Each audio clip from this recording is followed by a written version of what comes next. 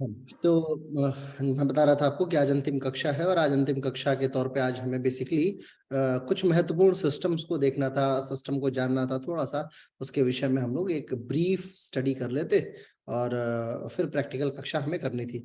तो चूँकि प्रैक्टिकल कक्षा हम लोगों को 5 दिन की करनी ही है और उसके बाद फिर 10 दिन की कक्षा जो प्लान्ड है, तो इससे बेटर है कि हम लोग थोड़ा-सा आज जो थियोरेटिकल एस्पेक्ट है थेरेपी का और जो आप लोगों के प्रश्न थे, उन प्रश्नों पे थोड़ी बात करेंगे और थोड़ी-सी जो अपना सिस्टम है अपने शरीर का, उन सिस्टम पे थोड़ी-सी चर्चा कर ली जाए। तो सबसे पहले जो है, आज जो सिस्टम मैं लेने वाला हूँ, वो है आपका पहला system urinary system. Urinary system जो है, वो शरीर का एक अत्यंत महत्वपूर्ण सिस्टम होता है। इसके पीछे कारण है। कारण इसलिए है क्योंकि शरीर में ऐसा माना जाता है कि 70-75% वाटर या वाटर से संबंधित एलिमेंट्स है। जो प्लाज्मा है वो पूरा का पूरा 90% पानी ही पानी है। तो पानी की अपनी एक महत्ता है और इलेक्ट्रोलिसिस जो प्रोसेस है और ब्लड जो है वो अगर प्यूरिफाई ना हो तो उसमें कहीं न कहीं शरीर में लंबी दिक्कत आती है और योगा थेरेपी के बच्चों के लिए 2 सिस्टम वरदान है। एक तो यूरिनरी सिस्टम वरदान है और डाइजेस्टिव सिस्टम वरदान है। हालाँकि रेस्पिरेटरी भी वरदान माना जाता है, तो हम इन 3-4 जो जिन हिस्से पे हमारा काम अच्छे से हो सकता है, उस हिस्से को पकड़ के उस पे थोड़ा-सा काम अपना प्रोसेस करेंगे। तो आइए सबसे पहले मैं आपके समक्ष एक वीडियो शेयर करता हूँ और इस वीडियो को आप देखेंगे तो थोड़ा-सा मुझे लगता है कि आप इस व्यवस्था क्रम को समझ पाएँगे। ये वीडियो जो है वो बेसिकली आपके यूरिनरी सिस्टम से संबंधित है। हमारे शरीर में 2 किडनीज़ पाई जाती हैं, 2 किडनीज़ जो है एक ऊपर होगी और एक नीचे होगी। कौन-सी नीचे होगी? जिस साइड में लिवर होगा। यानी कि जो इस हिस्से की जो किडनी है ये थोड़ी-सी नीचे होगी क्योंकि इधर लिवर लिवर पाया जाएगा। तो लिवर की उपस्थिति के कारण से यानी राइट साइड में लिवर होता है तो राइट किडनी जो है वो थोड़ी-सी नीचे होती है और लेफ्ट वाली जो किडनी है वो लगभग-लगभग थोड़ी-सी ज़्यादा का अंतर नहीं होता है लेकिन थोड़ा ऊपर होती है। यूरिनरी सिस्टम में किडनीज़ जो है वो अत्यंत महत्वपूर्ण रोल प्ले करती हैं। क्यों? क्योंकि हमारे शरीर में जितना भी जो त्याज्य पदार्थ है ब्लड के द्वारा निकाला जाता है वो यूरिन के माध्यम से बाहर बहिष्कृत कर दिया जाता है। किडनी में अगर हम लोग थोड़ा-सा किडनी को बाहर की तरफ खोलते हैं अगर हम उसे अनुलंब काट अगर निकालें तो हमें देखने को मिल जाएगा कि किडनी का सिस्टम क्या है।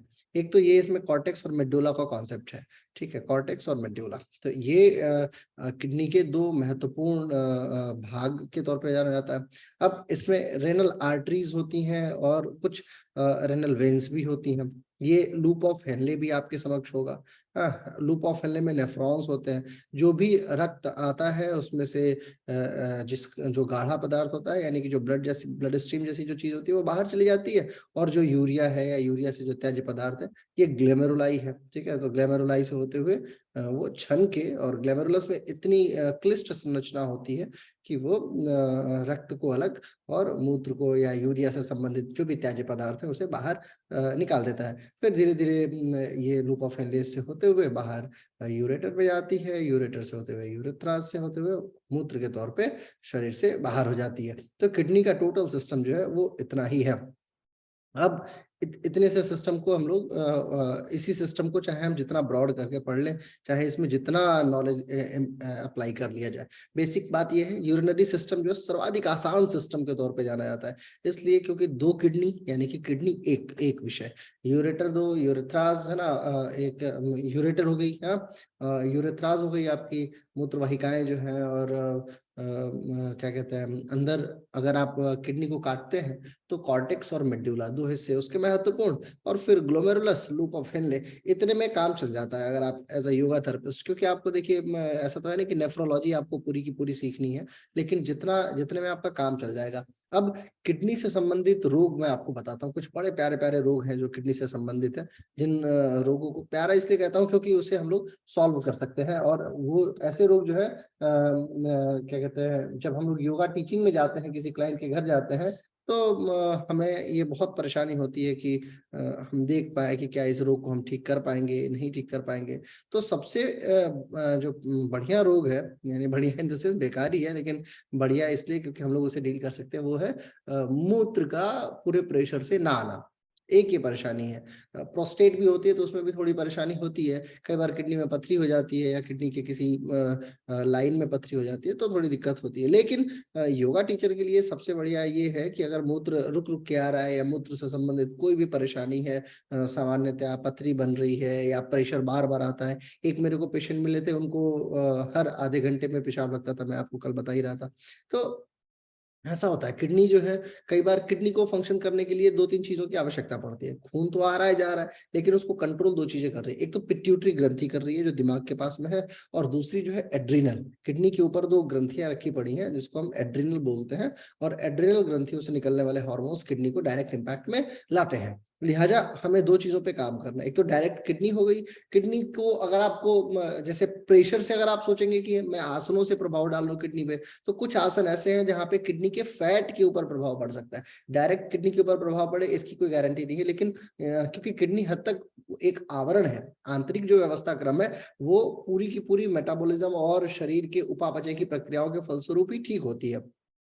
लिहाजा अगर हम लोग इसको थोड़ा और गौर से देखें तो ये कह सकते हैं कि आसनों का प्रभाव, जैसे मान लीजिए तिर्यक ताड़ासन आपने किया, जैसे मान लीजिए खट्टी चक्रासन आपने किया, या मान लीजिए आपने शलभासन करने की कोशिश की, अर्ध शलभ लगा रहे हैं, या आप मत्स्येंद्र आसन लगा रहे हैं, तो इन सारे आसनों में कहीं ना कहीं किडनी के बाहरी तंत्र पे तो प्रभाव अच्छा पड़ जाता है, लेकिन वो प्रेशर जो है, जैसे मान लीजिए फॉर एग्जाम्पल थोड़ा सा पथरी हो रहा है किडनी में, या मूत्र जो है वो पूरे प्रेशर से नहीं आ रहा है, या बहुमूत्रता यानी पॉलीयूरिया की परेशानी है, या जो है स्वीटनेस ज्यादा है, यानी कि डायबिटीज वाले लोग जो होते हैं उनके भी मूत्र में बहुत परेशानी आती है, उन्हें बार बार पेशाब जाना पड़ता है। तो ऐसे इन सारे कंडीशंस में आपको क्या करना है एज अ थेरेपिस्ट, आपको ये आइडेंटिफाई करना है कि फला रोग किस कारण से हो रहा है। पॉलीयूरिया जो है या तो डायबिटीज के कारण से होती है, या डर लग रहा हो, बार बार भयाक्रांत हो, मस्तिष्क तो होती है, या फिर प्रोस्टेट की परेशानी हो, हाँ, या फिर यदि मूत्र में धीरे धीरे मूत्र प्रेशर से नहीं आ रहा है, बूंद बूंद करके लगातार निकलता रहता है। महिलाओं में भी एक संबंधित परेशानी होती है मूत्र के साथ में, कि जो जिसमें जो है वो सफेद व्हाइट व्हाइट व्हाइट व्हाइट चारों तरफ जो है मूत्र करने के बाद वहां पे सफेद सफेद सा पूरा दाग बना रह जाता है जमीन पे। तो ये सारी परेशानी जो है वो कहीं ना कहीं किडनी से और यूरिनरी सिस्टम से संबंधित है। तो इसका जो मैं बेहतरीन इलाज आपको बताता हूँ, वो उसका सबसे बेहतरीन इलाज है जौ। जौ से बेटर कुछ नहीं माना जाता है। जौ को अगर आप अपने जीवन का एक अभिन्न अंग बना लेते हैं तो जौ आपके लिए बहुत लाभकारी सिद्ध होगा। अब जौ को यूज कैसे करना है, जैसे मान लीजिए जौ, छोटे जौ को आप अपने घर के गमलों में डाल दीजिए, वो उग जाएगा। तो जो जो ग्रास आएगी, छोटी छोटी सी जो घास बन के आएगी, उसे ग्रिल करके चटनी बना लिया, या उसे पीस लिया, पानी से जैसा मिला के उसका जूस बना लिया, जूस बना के आप पी रहे हैं, लगभग 2-4 दिन, 5 दिन, 10 दिन अगर आप कंटिन्यू पियेंगे तो उसका बहुत अच्छा लाभ देखने को मिलता है। इसके अलावा जौ का आटा होता है, तो जौ की रोटियां खाई जा सकती है, थोड़ी काली होती है लेकिन खाई जा सकती है। हाँ, उसके बाद जौ का पानी हो गया, जौ को रात को भिगो दिया आपने, अगले दिन उसका पानी पी रहे हैं। जो जौ की जड़ होती है वो भी बहुत लाभकारी होती है। इनफैक्ट किडनी के रिजल्ट्स में तो ये दिखाया जाता है कि जौ जो है किडनी के अगर पथरी को ठीक करना है तो उसमें जौ बहुत लाभकारी होता है। इसी सिद्धांत का यूज करते हुए कुछ लोग बियर को प्रेफर करते हैं कि अगर बियर पियेंगे आप तो बियर के बजाय, बियर तो एक मान लीजिए नकारात्मक पदार्थ है, लेकिन जौ प्रॉपर यदि आप यूज करते हैं तो उसका बहुत अच्छा लाभ देखने को मिल सकता है। सिरका जो है, जो गन्ने का, शुगर केन का जो सिरका होता है वो भी बड़ा लाभकारी होता है। यदि डायबिटीज मिलिटियस के कारण से आपके किडनी या मूत्रता में परेशानी है तो आपको डायबिटीज को ठीक करना होगा, और डायबिटीज को ठीक करने वाले बहुत सारे आसन आपको पता है, जिसमें मंडूक आसन हो गया, या पेट पे प्रेशर देने वाले, या लिवर पे और पेनक्रियास पे प्रेशर देने वाले समस्त आसनों का स्वरूप हम लोग यूज कर सकते हैं, जिसमें साइड ट्विस्टिंग होती है, हाथ ऊपर की तरफ, अगर पैर लगा लिया तो फिर हाथ ऊपर की तरफ बाइंड करके, हाँ, या मान लीजिए परिव्रत कोणासन हो गया, त्रिकोणासन हो गया, पार्श्व कोणासन हो गया। तो जितने एंगुलर आसन होते हैं, कोणीय आसन जो होता है, उन सारे आसनों में आप यूरिन से संबंधित परेशानियों को टैकल कर सकते हैं। तो ये सबसे पहली परेशानी जो मैंने आपको बताई वो यूरिन से संबंधित वाली हो गई। अब इसमें आपको कोई प्रश्न पूछना है तो आप एक बार मेरे से प्रश्न पूछ लीजिए, ताकि अगर नहीं समझ में आया तो फिर आगे कंटिन्यू करेंगे हम लोग इस, अगर समझ में आ गया तो। सर इसका होल्डिंग कितना होना चाहिए आसना का? आसनों से? देखिए आसन जो है वो आदर्श तब माना जाता है जिसमें क्लाइंट जो है वो मतलब सहज महसूस करे। ऐसा नहीं है कि होल्डिंग, अब जैसे सामान्यतया काउंटिंग इंडिया में क्या चलती है, बहुत तेजी में लोग काउंट करते हैं 1 2 3 4 5 6 7 8 9 10 20 30 40 50, वो मतलब 10 सेकंड में 100 काउंट कर लेंगे।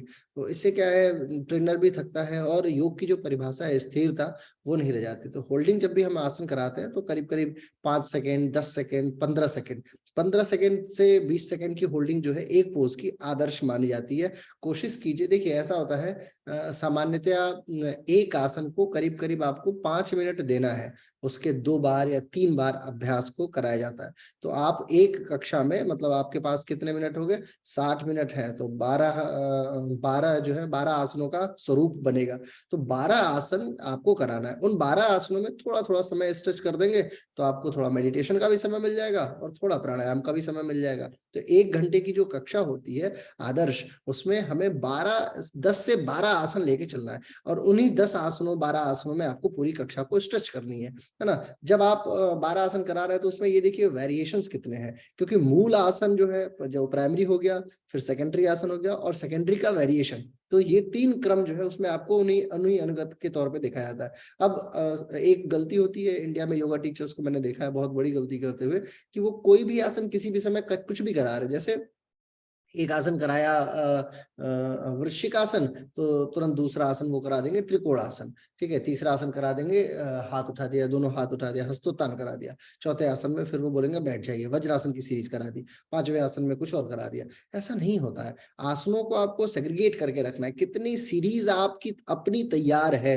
जैसे होता है ना कि एक आर्किटेक्ट है, तो वो क्या करता है, उसको पता है कि वो अपने घर को किस प्रकार से बना सकता है, उसके पास 10-15 डिजाइन उसके दिमाग में हर समय तैयार है। एक कलाकार है, आम बनाता है, जो टीचर है, आर्ट्स के टीचर होते हैं टीचर स्कूल में, उनको पता है कि आम को बनाने का क्या टेक्निक है। अब वो आम को बनाने का 3-4 टेक्निक जानता है, वो उसी उसी टेक्निक से बनाएगा। ऐसा नहीं है कि कभी आम बना रहे कभी अमरूद बना रहे, वो फिक्स है बिल्कुल। योगा टीचर्स के साथ ये बहुत बड़ी गलती है, वो कुछ भी कराया जा रहा है, जो जी में आया वो करा देते हैं। और ये गलती जो है ये बहुत, मैं देखता हूँ ये बहुत मूल से है, यानी यूनिवर्सिटीज लेवल से ही है, और ये लेवल गलत होता जाता है। बाद में विदेशों में जब आते हैं तो उनको बहुत परेशानी झेलनी पड़ती है। यहाँ वियतनाम में बहुत सारे लोग योगा कराने के लिए आते हैं और थोड़े दिन में चले जाते हैं, क्योंकि क्लाइंट्स जो है वो एक्सेप्ट ही नहीं करते उन्हें। उसके पीछे कारण है, कारण ये है कि आया और आके अपने मन का जो भी मन में आया वो कराना शुरू कर दिया।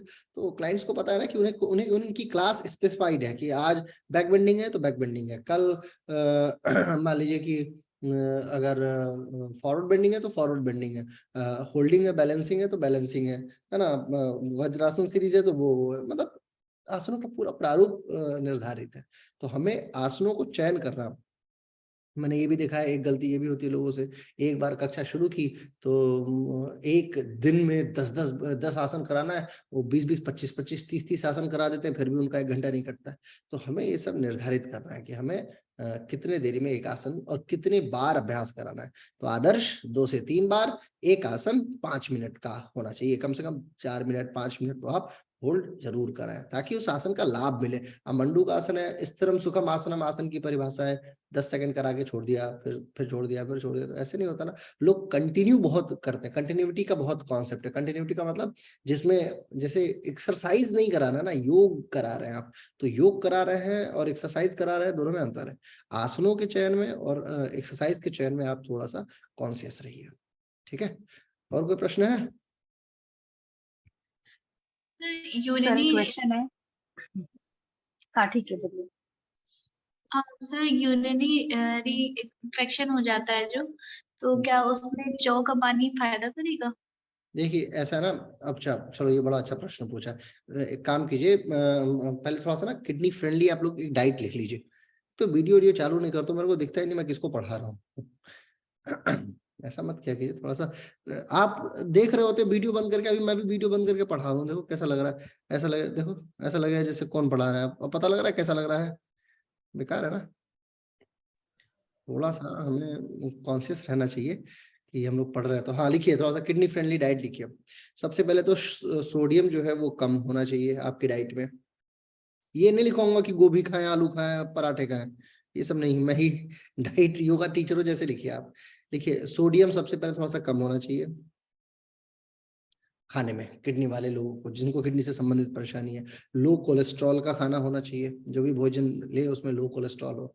फैट जो है वो भी लिमिटेड मात्रा में हो, सैचुरेटेड हो तो ठीक है, अनसैचुरेटेड तो बिल्कुल नहीं होनी चाहिए। फल जो है वो बहुत अच्छा माना जाता है, लिक्विड डाइट बहुत अच्छी मानी जाती है। जो होल ग्रेन्स है, जैसे मक्का हो गया इत्यादि, ऐसे जो होल ग्रेन्स होते हैं इनका बहुत अच्छा उपयोग है। प्लांट बेस्ड डाइट जो होती है वो बहुत अच्छी मानी जाती है, प्लांट बेस्ड जो डाइट मानी जाती है।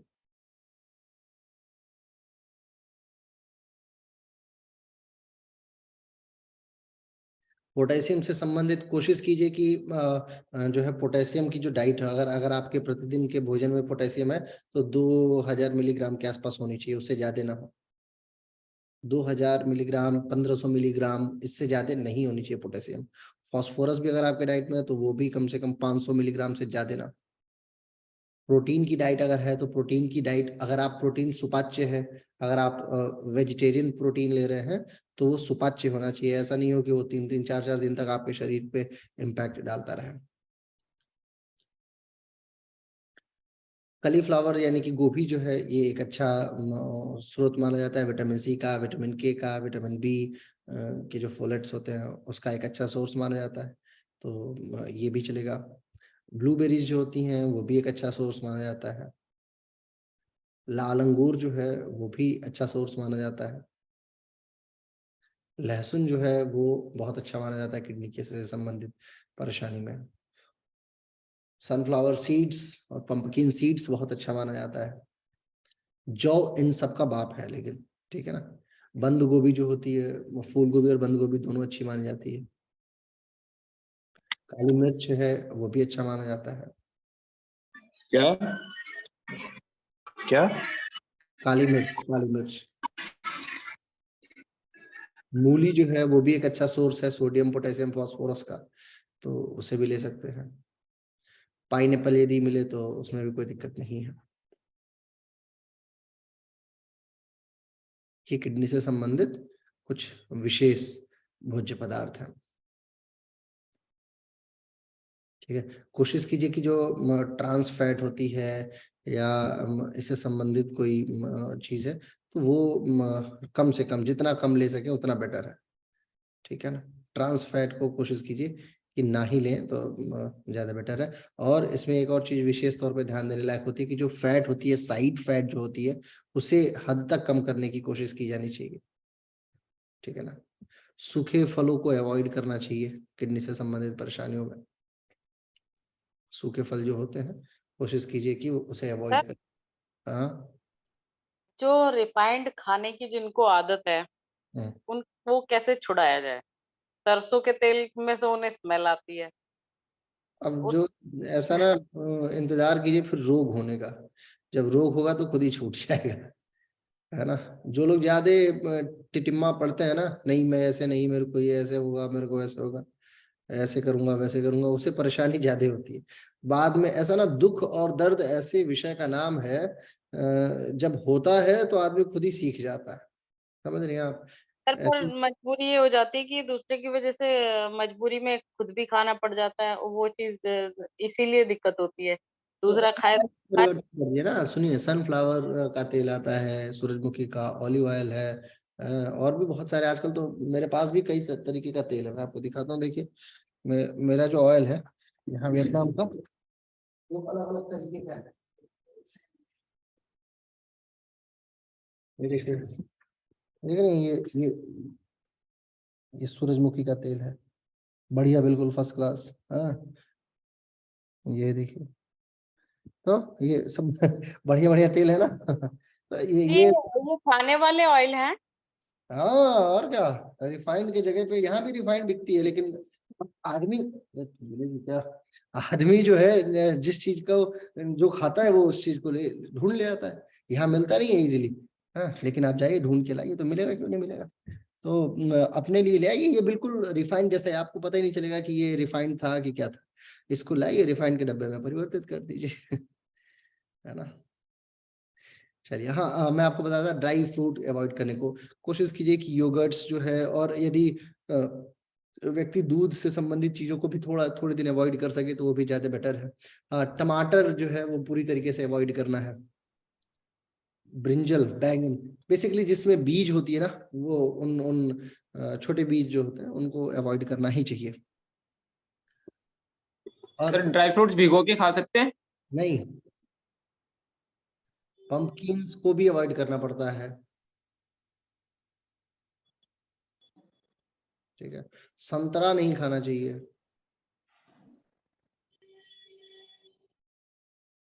बहुत ज्यादा बीज नहीं लेनी चाहिए, और केला भी अवॉइड करना चाहिए। ठीक है, क्या क्या अच्छी चीज है, मूली मैंने आपको बताया, गोभी बताया, जौ बताया, लाल अंगूर जो है वो बहुत बढ़िया माना जाता है, काली मिर्च बहुत अच्छी मानी जाती है, लहसुन बहुत अच्छा माना जाता है। तो ये किडनी से संबंधित कुछ महत्वपूर्ण तत्व है। ठीक है, ब्लूबेरीज बहुत सर अच्छी। नॉनवेज बिल्कुल ही खाना नहीं चाहिए, कभी तो चलेगा? देखिए, मैं बिल्कुल ही गाइड नहीं करता हूँ। मैं जिंदगी में नॉनवेज में अगर बहुत न्यूट्रिएंट्स होता है तो भी मैं नहीं बताता हूँ कि ये खाओ कि मत खाओ। योगा टीचर होने का सबसे बड़ा प्रारूप यही है। मेरे से लोग पूछते हैं sir red meat, lean meat, तो मैं तो वियतनामियों को वेजिटेरियन बना दिया हूँ। आप तो फिर भी भारतीयों को, ये बेचारे आज एक जो है वो शुतुरमुर्ग मार के लाई थी देने के लिए, तो मैंने उसको भगा दिया क्लास से। मैंने बोला आज की कक्षा आप क्लास से जाइए। ये शुतुरमुर्ग खुशी से लेके आई थी अपने किसी फ्रेंड को देने के लिए, ये लीजिए शुतुरमुर्ग खाइए आप। मैंने बोला बताओ क्या, लोगों बेचारा अच्छा खासा शुतुरमुर्ग रोज अंडे देता था, उसको निपटा दिया इसने। तो आधे मेरे के क्लास में 4-5 तो वेजिटेरियन हो गए, पूरी तरीके से शपथ ले लिए उन्होंने कि मैं वेजिटेरियन ही बनी रहूं। क्योंकि उनको कोई भी परेशानी होती है तो मैं बोलता हूँ कि यहाँ अंचाई बोलते हैं, अंचाई बनी। तो इसलिए योगा टीचर है ना हम लोग, ऐसा तो है नहीं कि डाइटिशियन है, नहीं रेड मीट खाओ, अंडे खाओ, ये सब नहीं। अपना काम ये है कि जितना हो सके वेजिटेरियन डाइट बताइए, वेजिटेरियन बता के थोड़ा सा लाभप्रद बनाए रखिए। ठीक है, नहीं तो हाँ, ये किडनी में ओलिव ऑयल की मैं बात कर रहा था ना, वो भी बहुत बढ़िया माना जाता है। ठीक है, बस हो गया, इसके अलावा और कुछ है नहीं विशेष। मशरूम जो होता है वो भी थोड़ा बहुत लाभकारी होता है। चलिए अब चला जाए, थोड़ा सा आगे बढ़ा जाए। सर वो आपने बोला था रुक रुक के किसी किसी को यूरिन होती है, बस जौ पिलाइए, देखिए धारदार यूरिन, तुरंत रफ्तार के साथ में, कोई वो नहीं, कोई होल्डिंग नहीं, है ना। मतलब दिन के टाइम में नहीं होता है उनको प्रॉब्लम, शाम को जैसे रात बढ़ती जाती है वैसा प्रॉब्लम होता है। एक बार नींद आती है तो उठते नहीं, लेकिन वो क्लियर होती नहीं है, तो इसकी वजह से फिर उम्र ज्यादा होगी उनकी।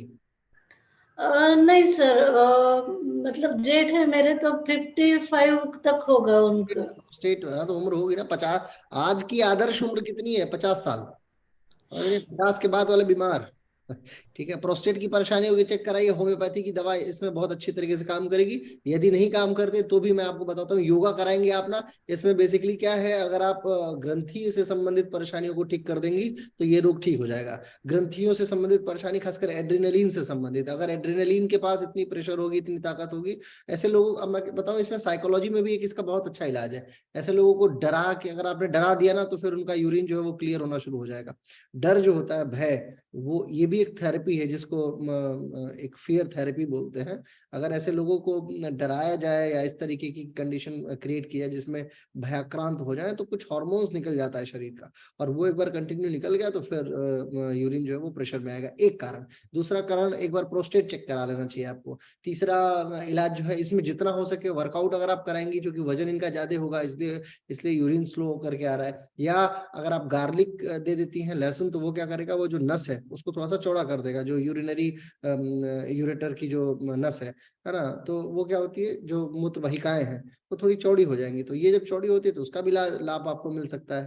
तो आपको ये चेक करना होगा कि आखिर ये यूरिन कम क्यों हो रहा है, आखिर कम आ क्यों रहा है। या तो पानी कम पी रहे होंगे, यूरिन बन कम रहा होगा, या तो यूरेटर जो है, जो रास्ता है वो कमजोर होगा, या तो ये होगा कि नेफ्रॉन्स निकाल ही कम रहे हैं। यही 3-4 कारण हुए ना। आपको डायग्नोसिस, मैंने आपको डायग्नोसिस सिखाई थी ना, आपको डायग्नोस करना है कि आखिर ये कारण हो क्यों रहा है, किस कारण से ये रोग फैल रहा है। मान लीजिए मैं आपको बता रहा हूँ ग्रंथि से संबंधित परेशानी, और आप कारण जो है वो जो वाहिकाएं हैं उसमें प्रेशर ही नहीं है, वो पतली हो चुकी है, वो बहुत सिकुड़ चुकी है, उसके अंदर उतना उतना प्रेशर नहीं है कि वो यूरिन को रिलीज कर सके। तो आपको ये देखना है, आपको ये जस्टिफाई करना है कि वो उनको चाहिए कितना, क्या चीज है और किस चीज के कारण से वो संतुलित हो सकेंगे। ठीक है। सर एक छोटा सा क्वेश्चन था। हाँ हाँ, बड़ा पूछ ले। आसन सर, आसनास का सीरीज डिजाइन करते टाइम एक छोटा सा कुछ टिप दे सकते हो क्या, कैसे टाइप के सीक्वेंस हमें अरेंज करने क्यों नहीं, चाहिए? क्यों नहीं, क्यों नहीं, Just- क्यों नहीं, क्यों नहीं, क्यों नहीं, इसी पे तो बात हो रही थी ना। अभी कल परसों हम लोग इसी विषय पे बात कर रहे थे कि हम लोग 10 दिन का प्रैक्टिकल कर लेते हैं। 10 दिन की प्रैक्टिकल में होगा क्या कि आप लोग बिल्कुल ना सीरीज डिजाइन करना सीख जाएंगे कि आसन जो है वो चलता कैसे है, किस प्रकार से सीरीज डिजाइन करनी है। जैसे खड़े होके कर रहे हैं आसन, तो कौन कौन से आसन किस रफ्तार में हमें करना है, कितने प्रेशर में हमें चलना है, क्या क्या आसन होना चाहिए और कैसे उसको क्लाइंट को कराया जा सकता है और हमें उसमें क्या भाव रखना है, इत्यादि इत्यादि। तो इस विषय पे एक्चुअली क्या है ना सरोज जी, ये एक दिन का विषय है नहीं, ये विषय है कम से कम 5 6 7 क्लासेस का। क्योंकि मूल तौर पे 8 प्रकार की कक्षाएं होती हैं, उन 8 प्रकार को आपको 16 बनाना है और 32 बनाना है। एक महीने अगर आपको क्लास करानी है तो आपको उसी 8 मूल प्रकार में परिवर्तन ले आना है।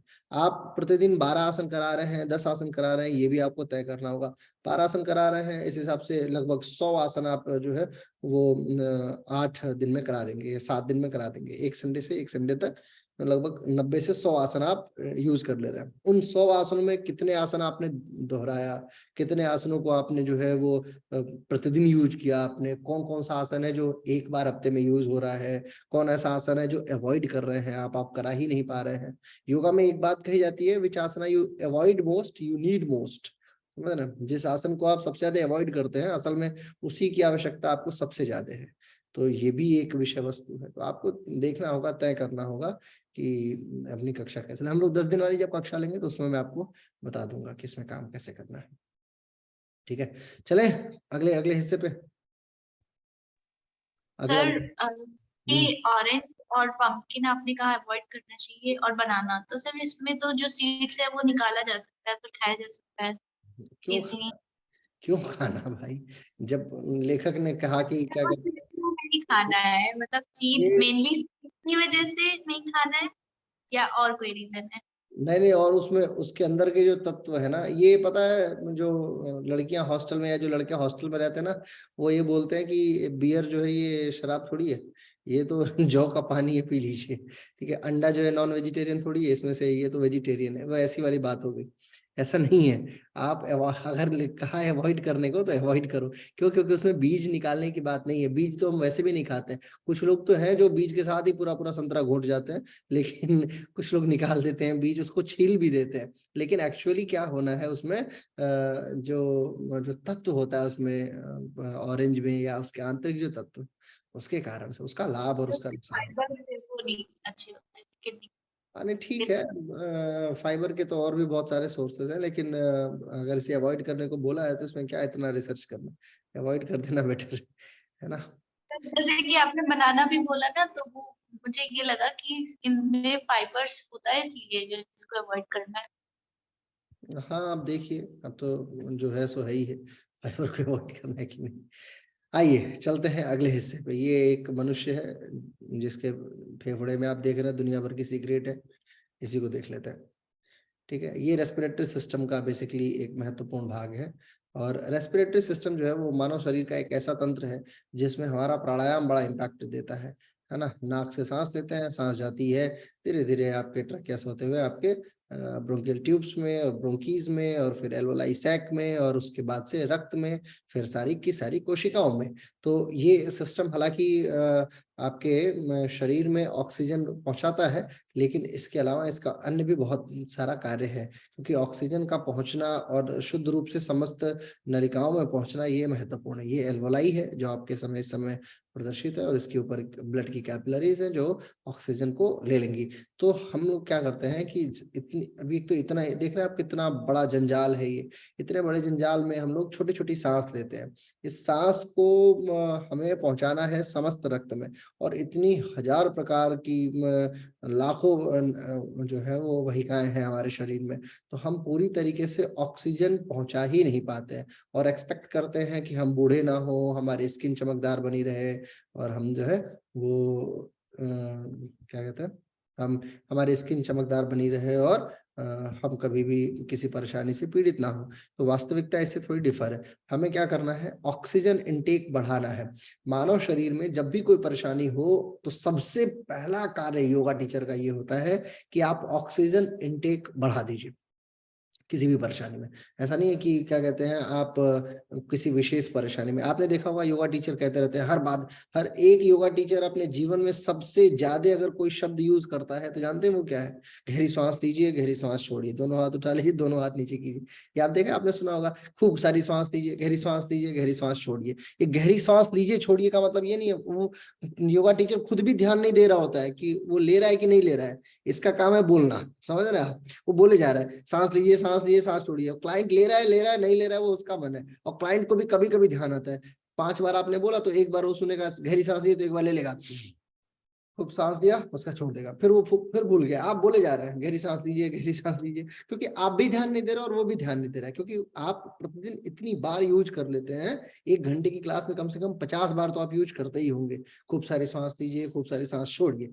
ये क्यों बोलते हैं या क्यों आपने सुना है आपके दिमाग में? क्योंकि जब आप आसन करते हैं तो एक्चुअली आपको ऑक्सीजन की बहुत आवश्यकता पड़ती है। ऑक्सीजन जब आपके शरीर में रहेगा तो मसल्स टायर्ड नहीं होगी। मसल के थकने का सबसे बड़ा कारण है लैक्टिक एसिड, और लैक्टिक एसिड को कौन कंट्रोल कर सकता है? ऑक्सीजन ही। जब आप वर्कआउट करते हैं, आपके शरीर में ऑक्सीजन की कमी होती है तो लैक्टिक एसिड बनना शुरू हो जाता है। यदि लैक्टिक एसिड को आपको कम बनाना है तो आपके पास एक ही इलाज है, और वो है गहरी सांस लीजिए, गहरी सांस छोड़िए। तो गहरी सांस बस बोलिए नहीं, कोशिश कीजिए कि वो ले भी। और एक आसन को अगर जल्दी जल्दी आप कराएंगे 1 2 3 4 5, तो वो सांस पे फोकस करके आपकी काउंटिंग से वो डर जाएगा क्लाइंट, समझ रहे हैं? तो आपको करना क्या है, धीरे धीरे काउंटिंग करनी है। एक बार अगर मान लीजिए एक आसन आपने कराया, जैसे मान लीजिए हाथ उठाना है, हाँ, तो हाथ आपने ताड़ासन के लिए हाथ बोला कि ताड़ासन के लिए हाथ उठा लीजिए। तो ताड़ासन के लिए जब आप हाथ उठा रहे हैं तो आराम से स्थिर, पहले तो स्थिरम सुखम आसनम अपने पे अप्लाई कीजिए आप लोग। होता क्या है, गहरी सांस लीजिए, दोनों हाथ उठा लीजिए, 1 2 3 4 5 6 7 8 9 10, 1 2 3 4 5 6 7 8 9 10, 1 2 3 4 5 6 7 8 9 10। अब इस चक्कर में क्लाइंट डर जाता है, उसका दिमाग जो है वो सोचता है ये आदमी जो है ये बहुत जल्दबाजी में। आप धीरे धीरे दोनों हाथ उठाइए, गहरी, आप खुद ही इतना स्थिर बन जाइए कि वो आपको देख के स्थिर हो जाए, समझ रहे हैं आप? और इतना भी स्थिर मत हो जाए कि उसको लगे कि ये बोरिंग आदमी आ गया मेरे सामने, है ना?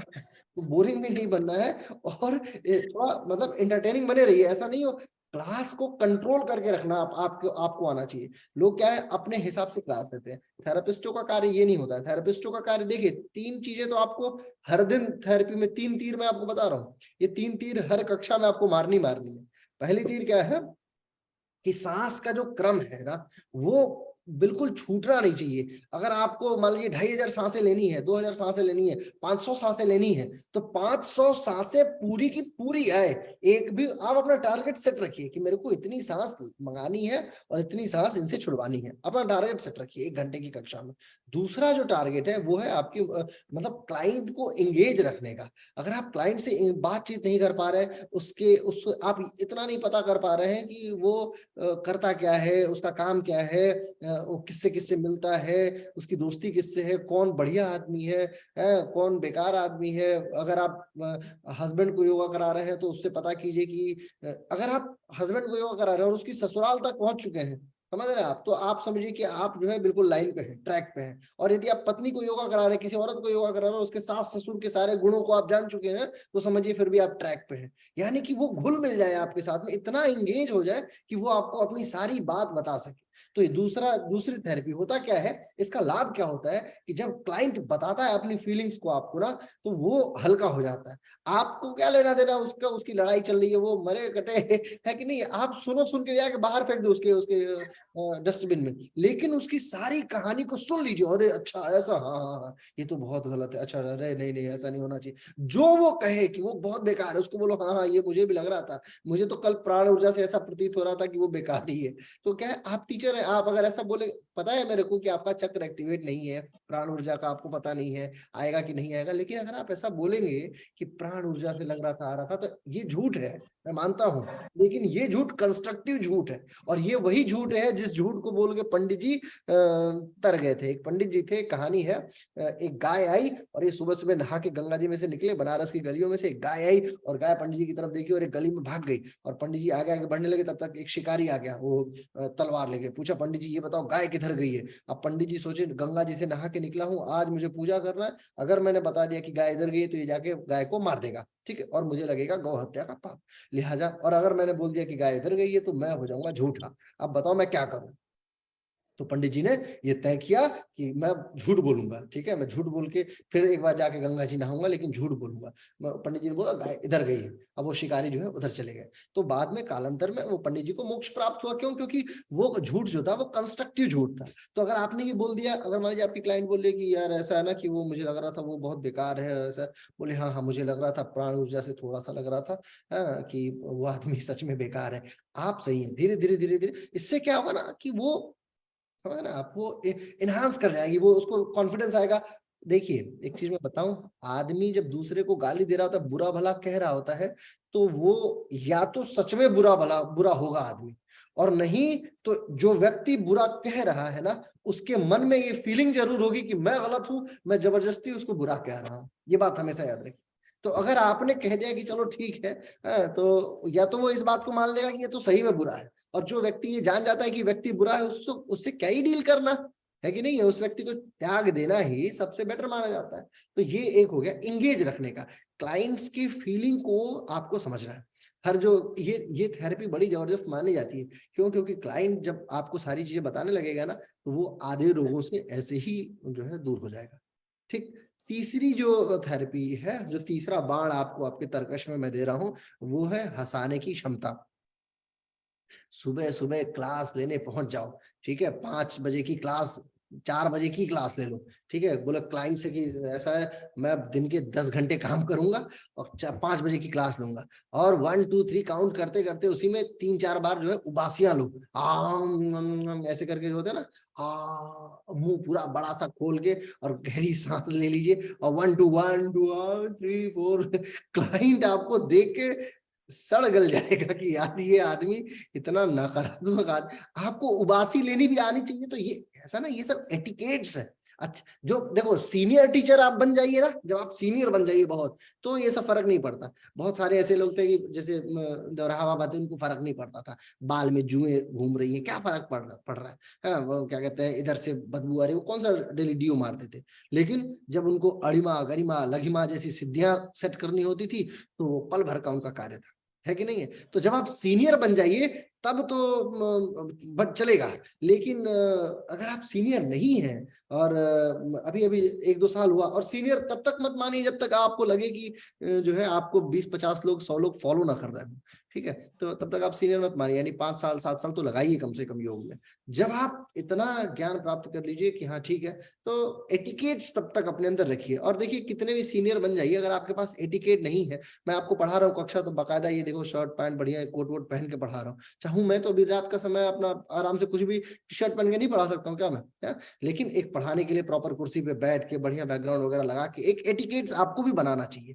कोशिश ये कीजिए, अब आप जो है जूता पहन के जा रहे हैं किसी के घर में, मोजा निकालते हैं, मोजे से बदबू, ठीक है, अब मोजा निकाल के बाहर पैर से बदबू, आपको थोड़े, क्योंकि नाक की स्थिति होती है, नाक 2-4 मिनट में घ्राण अवस्था में चली जाती है। घ्राण अवस्था का मतलब ये होगा कि आपको आपकी बदबू नहीं आएगी, लेकिन दूसरा बेचारा वो मर जाएगा उस चक्कर में, है ना। तो ये बहुत बड़ी दिक्कत है। आप जा रहे हो, इधर आंखों में लगा पड़ा है वो सुबह सुबह कीचड़, नाक से कुछ निकल रहा है, कानों में वो है, मतलब ये सब एटिकेट। ऐसा ना हो कि क्लाइंट आपको देखे, उसी में आप योगा कराते कराते आपको जो है छींक आई, तो 1 2 3 मारे जोर से छींक उसके मुंह के ऊपर, सारा का सारा मलबा निकल गया। तो ये एटिकेट्स जो है ना वो होना चाहिए, ताकि क्लाइंट आपको देखे तो कहे कि हाँ हाँ नहीं, डिसेंट से मास्टर गुरु जी आया हुआ है। तो डिसेंसी बहुत जरूरी है। और उसके बाद क्लास में हसमुख माहौल रखिए, ये नहीं कि बिल्कुल डरा धमका के रखें कि वो बेचारा सर आए तो थर थर कांपना शुरू करे कि अरे बाप रे बाप, ये कौन आदमी आ गया मेरे घर में। ऐसा नहीं होना चाहिए। मैं देखा हूँ बहुत सारे योगा टीचर लोग, क्योंकि होता क्या है, जो लोग साधना करते हैं, साधकों की मैं बात कर रहा हूँ, श्रेष्ठ योगा टीचरों की, वो इतना डरा के रखते हैं, डरा के क्या रखते हैं, उनका आवरा ऐसा बन जाता है, इतनी ऊर्जा रहती है, ऊर्जा अंदर कंट्रोल होती नहीं तो बाहर निकलती है, और बाहर निकलती है तो किसी को भी जोर से डांटते हो, बेचारा एक बार डांट दिया तो अगले दिन से बोलेगा नहीं, है ना। तो ये नहीं होना चाहिए। आप या तो अपना चक्र बड़ा कीजिए, आप बहुत अच्छे साधक है, मैं मान लिया बहुत आपके पास ऊर्जा है, तो ऊर्जा को कंट्रोल करो, है ना। ये नहीं है कि अगर आपने बांध बना लिया है तो बांध से पानी उफान नहीं मारना चाहिए, बांध में रुका रहे, टिका रहे पानी। अपने अंदर अपनी ऊर्जा को कंट्रोल कीजिए, गुस्सा तो बिल्कुल नहीं आना चाहिए। हाँ, समझाने की अलग अलग टेक्निक्स होती है, मुस्कुरा के अगर आप कोई चीज समझा देंगे तो क्लाइंट आपका बहुत प्रेम से समझ जाएगा। और थेरेपी की क्लास में बीइंग अ थेरेपिस्ट, गलती से भी आपका गुस्सा तो निकलना नहीं चाहिए, क्योंकि कई बार होता है, ऐसा होता है, जैसे मान लीजिए पैरालिसिस के क्लाइंट के पास चले गए, अब वो बेचारा कुर्सी पे लेटा पड़ा है, वो अभी अब मैं आपको क्या बताऊं, ऐसी ऐसी घटनाएं मैंने थेरेपी में देखी है। एक महिला थी, वो व्हील चेयर पे थी, उनको योगा कराना था। अब उनकी दिक्कत ये थी कि उनके घर वाले जो थे वो बोले कि डॉक्टर ने बोल दिया योगा कराओ। अब योगा कराने के लिए पहुंचा मैं, मेरे को भेजा गया कि जाओ योगा करा के आओ। अब पहुंचे तो वो एक आसन की, दूसरा आसन की, तीसरे आसन में बहुत बदबूदार गैस उनके शरीर से निकली। ठीक है, उनका पेट जो था वो खराब था। अब पेट से अब ऐसा माहौल बन गया कि जो उनका बेटा था वो खुद ही उठ के बाहर चला गया। लेकिन बतौर टीचर, अब मेरी स्थिति आप कल्पना कीजिए कि क्या हो रही होगी। चेहरे पे मुस्कान है और अंदर जो है लग रहा था कि बेहोशी की हालत होने वाली है ना, बस अबाउट टू डाई की बात थी। लेकिन ये है कि फिर भी कंट्रोल करना है, कोई बात नहीं कोई बात नहीं माता जी, होता है। और माता जी हे हंस रही है, कह रहे अब तो निकल गया बेटा, क्या करें, बुढ़ापा है। तो वो गैस निकल रही है उनके शरीर से, हर 3 आसन के बाद एक बार लंबी गैस निकल जाती है और माहौल जो है वो पूरा मृत्युदायी हो जाता है, ऐसा लगता है। लेकिन उस समय आप क्या करना है, आपको आपके प्राणायाम की सहायता पड़ती है, फिर आप कंट्रोल करते हैं ब्रीथ को, रुको रुको रुको, और मुस्कुरा के ये भी कहना कोई बात नहीं माता जी, होता है, निकलने दीजिए। क्योंकि आप थेरेपिस्ट है ना, आप थेरेपिस्ट है। अब आप मान लीजिए पेट, जब आपके पेट का ऑपरेशन करता है डॉक्टर, तो आप ऐसा तो है नहीं कि आपके इंटेस्टाइन में से मल नहीं निकालता होगा, ऐसे करके हाथ में से डाल के मल निकाल के बाहर रखते हैं सब, जब पेट का इंटेस्टाइन वगैरह का ऑपरेशन होता है ना, तो डॉक्टर्स को अब वो ये सोचे कि अरे यार ये तो मैं टट्टी निकाल रहा हूँ इसके पेट में से, इसके लिए मैं थोड़ी एमबीबीएस करके एमडी करके यहाँ पे पहुंचा था एम्स तक में, है कि नहीं। लेकिन वो निकाले क्योंकि उसका कर्म है। तो आप अब उस माहौल में आप बोले अरे नहीं नहीं नहीं, ये माता जी ऐसे करेंगी, गैस छोड़ती रहेंगी, तब तो मैं योगा नहीं करा पाऊंगा, मेरे को तुरंत यहाँ पे रूम फ्रेशनर चाहिए, मेरे लिए बढ़िया व्यवस्था करो, तब जाके मैं कहीं योग करूंगा। और बेचारी वो खुद ही परेशान है, अबाउट टू डाई है, माहौल को समझिए। नहीं हो रहा है तो मत कीजिए, लेकिन ऐसे ऐसे जो है किसी के ऊपर अपना जबरदस्ती गुस्सा या आरोपण या इस तरीके की व्यवस्था नहीं होनी चाहिए। तो थेरेपिस्टों का ये सब कुछ गुण है, ये आपको अपने अंदर धारित करना चाहिए, ये धारणा का सिद्धांत। और जब तक आप धारित नहीं करेंगे तब तक आपका काम नहीं चलेगा। रेस्पिरेटरी सिस्टम की मैं बात कर रहा था, रेस्पिरेटरी सिस्टम जो है वो कुछ इसी प्रकार का सिस्टम है। रेस्पिरेटरी में होता क्या है कि सांसों का सारा क्रम जो है वो सांसों पे ही आधारित है। ठीक है, आप हर आसन में आपको सांस देनी है, हर प्राणायाम में आपको लंबी सांसें देखिए, सांस को होल्ड कराना है। प्राणायाम जो है बेसिकली एनाटॉमिकल पर्सपेक्टिव में अगर मैं देखूं तो प्राणायाम का सिर्फ इतना इम्पैक्ट है कि जब आप सांस लेते हैं तो सांस जब आप अंदर रोकेंगे ना, उतने देर में सांस ट्रेवल करके सारी की सारी वहिकाओं तक पहुंचती है। और जब आपको अफनाहट होने लगे, उफन होने लगे, फिर जब आप सांस छोड़ते हैं तो वो CO2 बाहर निकल जाती है। अफनाहट होने का सबसे बड़ा कारण है CO2, कार्बन डाइऑक्साइड। तो कोशिश कीजिए कि प्रतिदिन आप अपने शरीर को मूर्ख मत बनाइए। मूर्ख बनाने का मतलब, जैसे अब मैं अभी अपने शरीर को मूर्ख बना रहा हूँ, मुझे जल्दबाजी में आपको बोलना है पूरी रफ्तार, तो मैं बस जीने की सांस ले रहा हूँ घूंट घूंट से। ठीक है, ये ढक्कन से पानी पीने, जैसे प्यास लगी है खूब जोर की, और मैंने ये उठाया बोतल, और बोतल में भी ये ढक्कन में पानी भरा और 1 बूंद पानी पी लिया, 2 बूंद पानी। अब इतने से पानी से मैं बस जिंदा हूं, लेकिन इससे मेरी प्यास तो नहीं बुझेगी। सांस भी इसी क्रम का नाम, समझ रहे हैं आप। आपको सांस लेनी है तो गहरी सांस, जैसे अब आप देखिए कि आपकी ब्रीदिंग टाइमिंग कितनी है, क्या सेकंड आप इनहेल कर सकते हैं। जरा एक बार ट्राई करो सब लोग, कितने सेकंड आप इनहेल कर सकते हो। धीरे धीरे ट्राई करो, धीरे धीरे क्या सेकंड की सांस आपके अंदर जा रही है, ट्राई कीजिए। नहीं एक हाथ से नाक बंद कीजिए, दोनों नाकों से सांस लीजिए। चलिए एक्सेल करते हैं, 1 2 3 एक्सेल, पूरा एक्सेल। अब गहरी सांस लीजिए,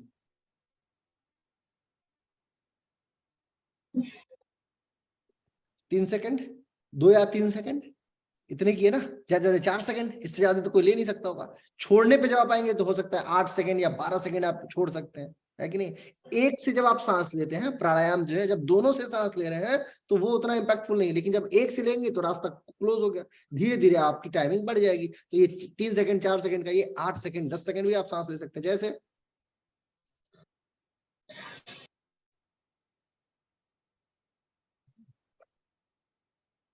समझे आप?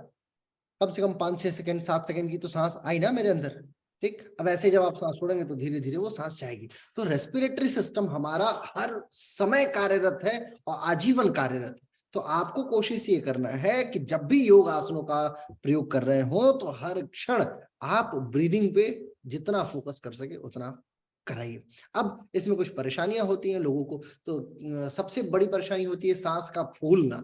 सांस फूल जाती है। फूलने का मतलब ये है कि छाती जो है वो पूरी तरीके से क्लीन है नहीं, लिहाजा सांस फूलेगी। अब छाती क्लीन नहीं है तो उसके लिए रक्त को भी क्लीन होना बड़ा जरूरी है, या रक्त की जो हीमोग्लोबिन है उसके अंदर उतनी क्षमता नहीं है। पीसीवी जो होती है ब्लड के अंदर, यानी पैक्ड सेल वॉल्यूम जो है वो कम है, तो भी सांस फूलेगी बार बार। रक्त में कोई परेशानी है तो भी सांस फूलने का दौर चलता रहेगा। हाँ, और मसल से संबंधित कोई परेशानी है तो भी सांस फूलेगी। लिहाजा इन सबका इलाज योग में एक ही है, वो है प्राणायाम का पुरजोर अभ्यास।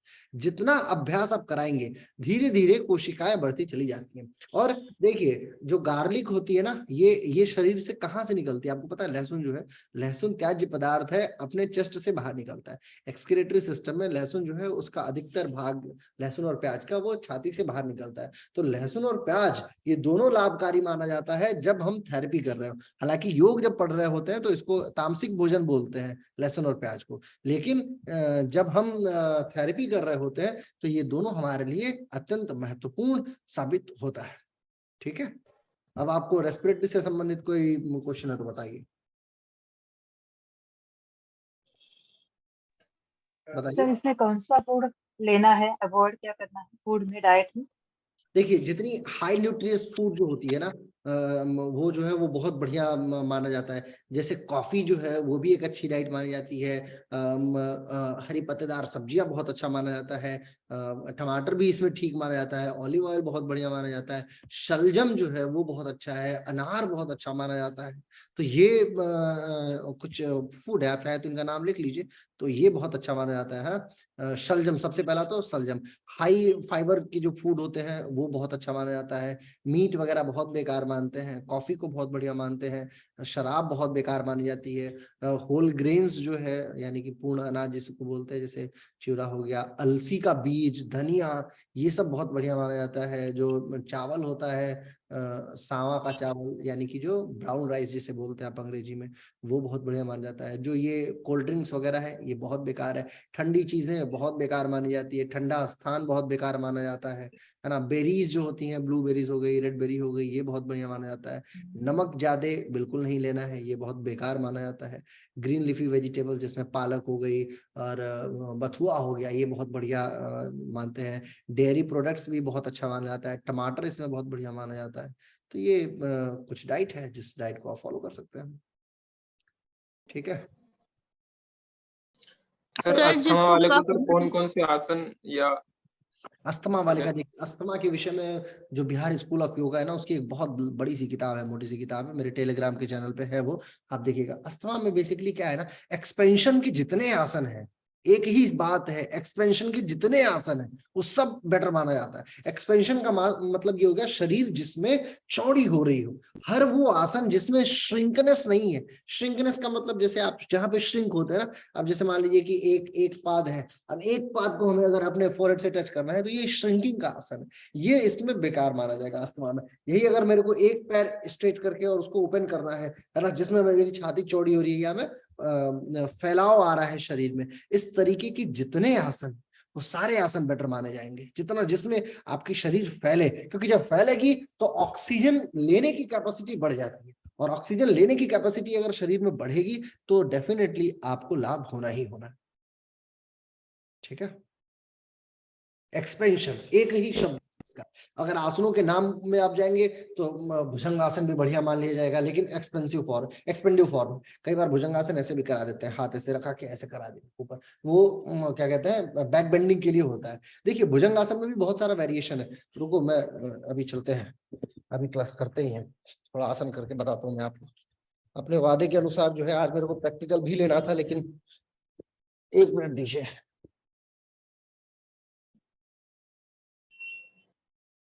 मैं आपको बताता हूँ कैसे जो है यूज वर्चुअल बैकग्राउंड नोन।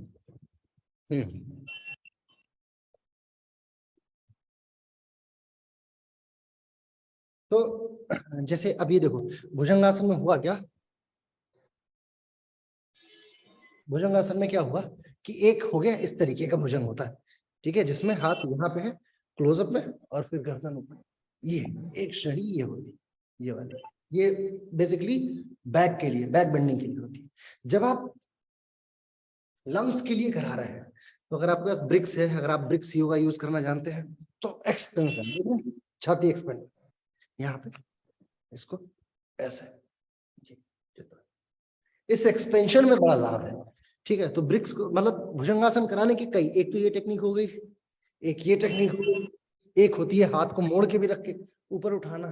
तो इन सारी चीजों में आप लाभ ले सकते हैं। और एक्सपेंशन के बहुत सारे आसन हैं, जैसे मानिए फॉर एग्जांपल अगर मैं आपको क्या आसन करके दिखा रहा था, ये, ठीक है। अब इसमें एक्सपेंड कहाँ पे होगी बॉडी, यहाँ पे दबाव हुआ, ये जो हिस्सा है इसमें दबाव हुआ, लिहाजा ऊपर की तरफ प्रेशर बना छाती पे, समझ रहे। एक चीज याद रखिए, कई बार ऐसा होता है कि जब हम लोग योग करते कराते हैं तो हमेशा ये हमें फोकस करके रखना है कि सिर्फ वो आसन ही इंपॉर्टेंट नहीं होता है जो डायरेक्ट ऑर्गन पे काम करता है, ठीक है ना।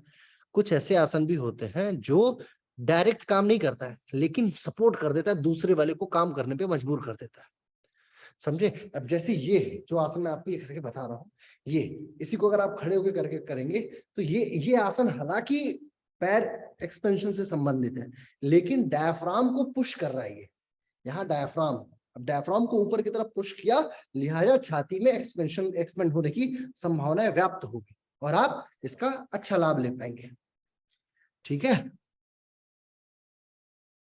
चलिए आगे की बात करते हैं फिर हम। आगे कौन सा, हार्मोन से संबंधित है ना।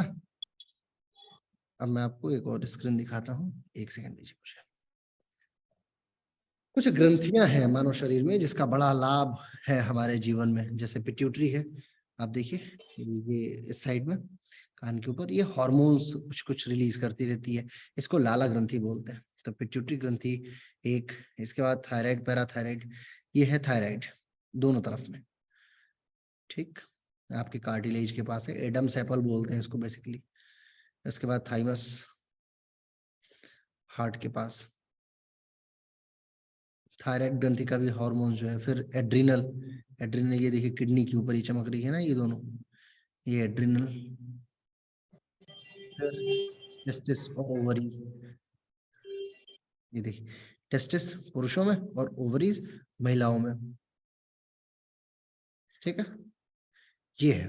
तो हमें बेसिकली मानव ग्रंथियों पे भी बहुत सारे रोग हैं, हमें मानव ग्रंथियों के रोगों को बहुत करीब से समझना है।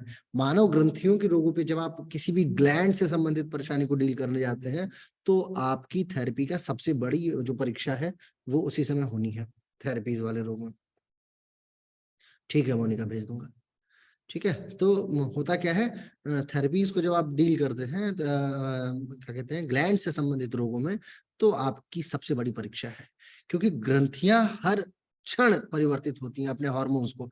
विद इन 10 सेकेंड्स आप जो है पूरे के पूरे प्रोसेस को चेंज करा देंगे, मतलब पूरा हार्मोन चेंज हो जाता है।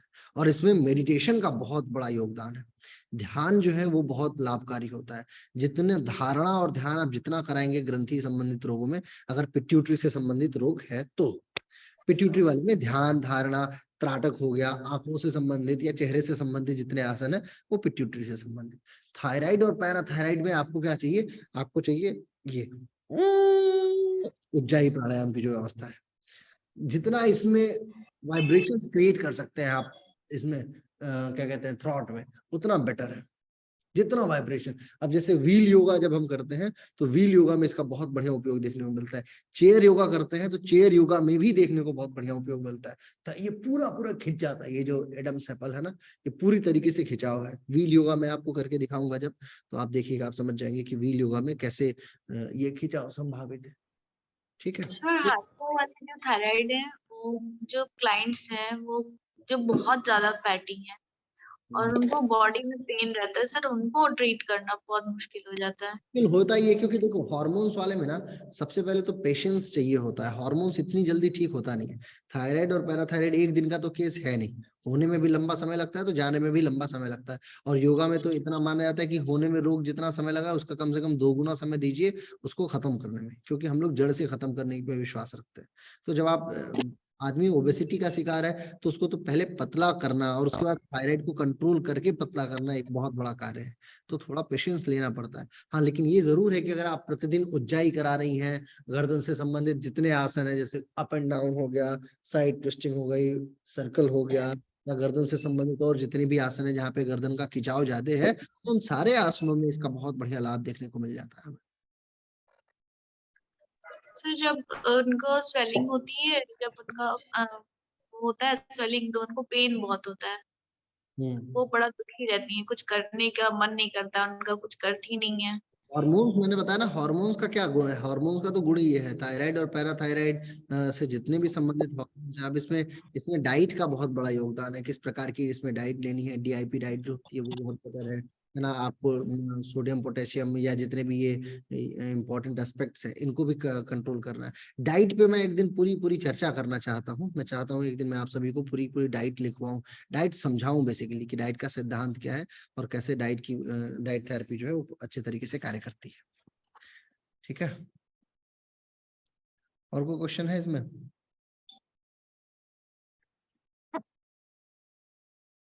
बोलिए। फिर ये तो 2 मैंने बता दिया ना, थायराइड और पैराथायराइड। इसके अलावा थाइमस भी है। फिर एड्रिनल से संबंधित परेशानियां भी हैं। एड्रिनल की जो ग्रंथि होती है जो किडनी से संबंधित रोगों में, या जिसको इसी में एक हार्मोन्स होता है लड़ो और उड़ो हार्मोन जिसे बोलते हैं, फाइट एंड फ्लाइट वाला जो हार्मोन होता है वो भी इसी में होता है। डर के कारण, भय के कारण से मनोवैज्ञानिक परिस्थितियां भी कई बार लोगों को परेशान कर देती हैं। तो मनोवैज्ञानिक परिस्थितियों को भी चेक करना होता है, किस कारण से फला व्यक्ति फला रोग से प्रताड़ित है, इत्यादि इत्यादि बहुत सारी बात है। तो मुझे लगता है कि जो ये ग्रंथियों से संबंधित बात है और इससे संबंधित जो डाइट है वो मैं आपको एक दिन व्यापक बैठ के और समझाऊं कि ग्रंथियों में क्या है और कैसे इसको डील किया जा सकता है। सर जैसे कुछ को चक्कर आते हैं, चक्कर सर उसके लिए? देखिए, चक्कर आने का बहुत सारा कारण है ना। अब चक्कर क्यों आ रहा है? जैसे कान में प्रॉब्लम है उनकी, तो उनको चक्कर आते हैं, कान तो में सर उसके लिए क्या? कान में क्या प्रॉब्लम? कान में कह रहे थे कि गीला गीला सा रहता है कान उनका। अब देखो, ऐसा ना मैं बताया था आपको कल की कान और दांत, इन 2 चीजों में योग के हाथ अपने अपने तंग है, क्योंकि कोई रिसर्च हमारे पास है नहीं और ऐसे ही कुछ नहीं बताया जा सकता है ना। कान का पर्दा क्या है, क्योंकि ENT वाले, देखिए ऐसा ना, ENT वालों का अपना हिसाब किताब है, वो ही इसको डील कर सकते हैं। हम लोग उसमें डील नहीं कर सकते, क्योंकि कान दांत इत्यादि पे हमारा कोई इम्पैक्ट ही नहीं है। किस तरीके से योग का कौन सा अंग पकड़ के लेके चले, कोई भी आसन कराएं हम, हैं तो कान को कहाँ से यूज कर सकते हैं भाई? ऐसा तो नहीं कि कान को पकड़ के खींच देंगे। तो ये तो स्टेपिस इंकस मिलियस पे ही काम कर रहा है। अब इसके अलावा भाई पेट पे है तो हम लोग 50 आसन है हमारे पास में, लेकिन कान पे कोई आसन ही नहीं है, तो करें क्या? हमारा तो मूल दिव्यास्त्र आसन ही तो है। सर उनको कान की प्रॉब्लम थी, मैं उनको योगा कराता था तो उनके चक्कर तो ठीक हो गए हैं, बट कान की प्रॉब्लम ठीक नहीं हुई है। देखिए, ये मैंने आपको बताया, इस विषय में मेरी कोई टिप्पणी ही नहीं हो सकती है, क्योंकि जिस विषय को मैं जानता ही नहीं उस विषय में क्या टिप्पणी करूँ, है ना। ये थोड़ा सा लिख लीजिए आप लोग, पिट्यूटरी ग्लैंड में आपको कौन कौन सी डाइट जो है, बेसिक थोड़ा सा बता दो, बाकी डीप में तो इसे हम लोग डिस्कस करेंगे। मैग्नीज बेस्ड जो डाइट है और magnesium based, vitamin E based जो है, मिनरल, अच्छे मिनरल्स की डाइट, एवोकाडो हो गया, है ना, और मशरूम हो गया, ग्रीन लीफी वेजिटेबल्स, नट्स जो होता है, अखरोट बहुत बढ़िया माना जाता है, और गेहूं भी बहुत अच्छा माना जाता है, दालें बहुत अच्छी मानी जाती हैं। ये पिट्यूटरी ग्लैंड से संबंधित है। ठीक, एड्रिनल से संबंधित जो है प्रोटीन बहुत अच्छा माना जाता है, जितने प्रोटीन हो सके। अगेन वही सब सारे ग्रंथियों में आपको होल ग्रेन जो है वो बहुत अच्छा माना जाएगा। लो शुगर फ्रूट्स जो है वो बहुत अच्छा माना जाएगा। सी सैल्ट जो है वो अच्छा माना जाता है। हेल्दी फैट जो है ऑलिव ऑयल और एवोकाडो को यूज करना वो भी बहुत अच्छा माना जा सकता है ना। और पत्तेदार सब्जियां मैंने आपको ऑलरेडी बता रखी है। गुड प्रोटीन्स बहुत बढ़िया माने जाते हैं, जिसमें दालें, अरहर की दाल, उड़द, मसूर इत्यादि की दालें बहुत अच्छी मानी जाती है। एक्सरसाइज तो अपने आप में लाभकारी है ही है, ठीक है। और लो स्वीट फ्रूट्स भी अच्छा माना जाता है, जिसमें जैसे सेब हो गया, ये बहुत बढ़िया है। और सूखे फल जो है वो भी इसमें अच्छा माना जाता है, ठीक है। सर अगर बहुत ज्यादा किसी को नींद आती हो, जैसे एक लोग हैं वो पूरे दिन भी सो लेती हैं, पूरी रात भी, तो ये किस कारण की वजह से होता है? ये अमीरी के कारण से होता है। जब व्यक्ति बहुत ज्यादा अमीर हो तो उसको कुछ करने की आवश्यकता है नहीं, तो वो क्या करता है, सो सकता है।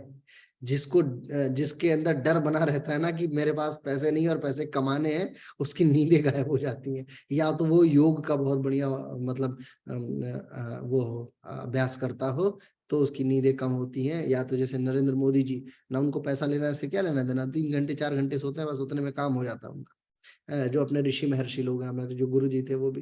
तो जो व्यक्ति, जिसको कोई दुनिया में ऐसा ना, टेंशन भी बहुत सकारात्मक चीज है, सकारात्मक टेंशन बहुत जरूरी है, समझ ना, पॉजिटिव टेंशन। तो पॉजिटिव टेंशन है ही नहीं है तो क्या। अब ऐसे बहुत सारे लोग हैं, लोग इस सोते सोते थक जाते हैं, समझ ना, फिर सो जाते हैं थक के। इतना सोए सोए सोए कि थक गए तो वापस फिर सो गए। अरे यार तुम्हें सोते सोते थक गया था, चलो एक बार और सो लेता हूँ। और मैं आपको बताऊं, नींद पे तो मैंने खुद ही प्रयोग किया हुआ है।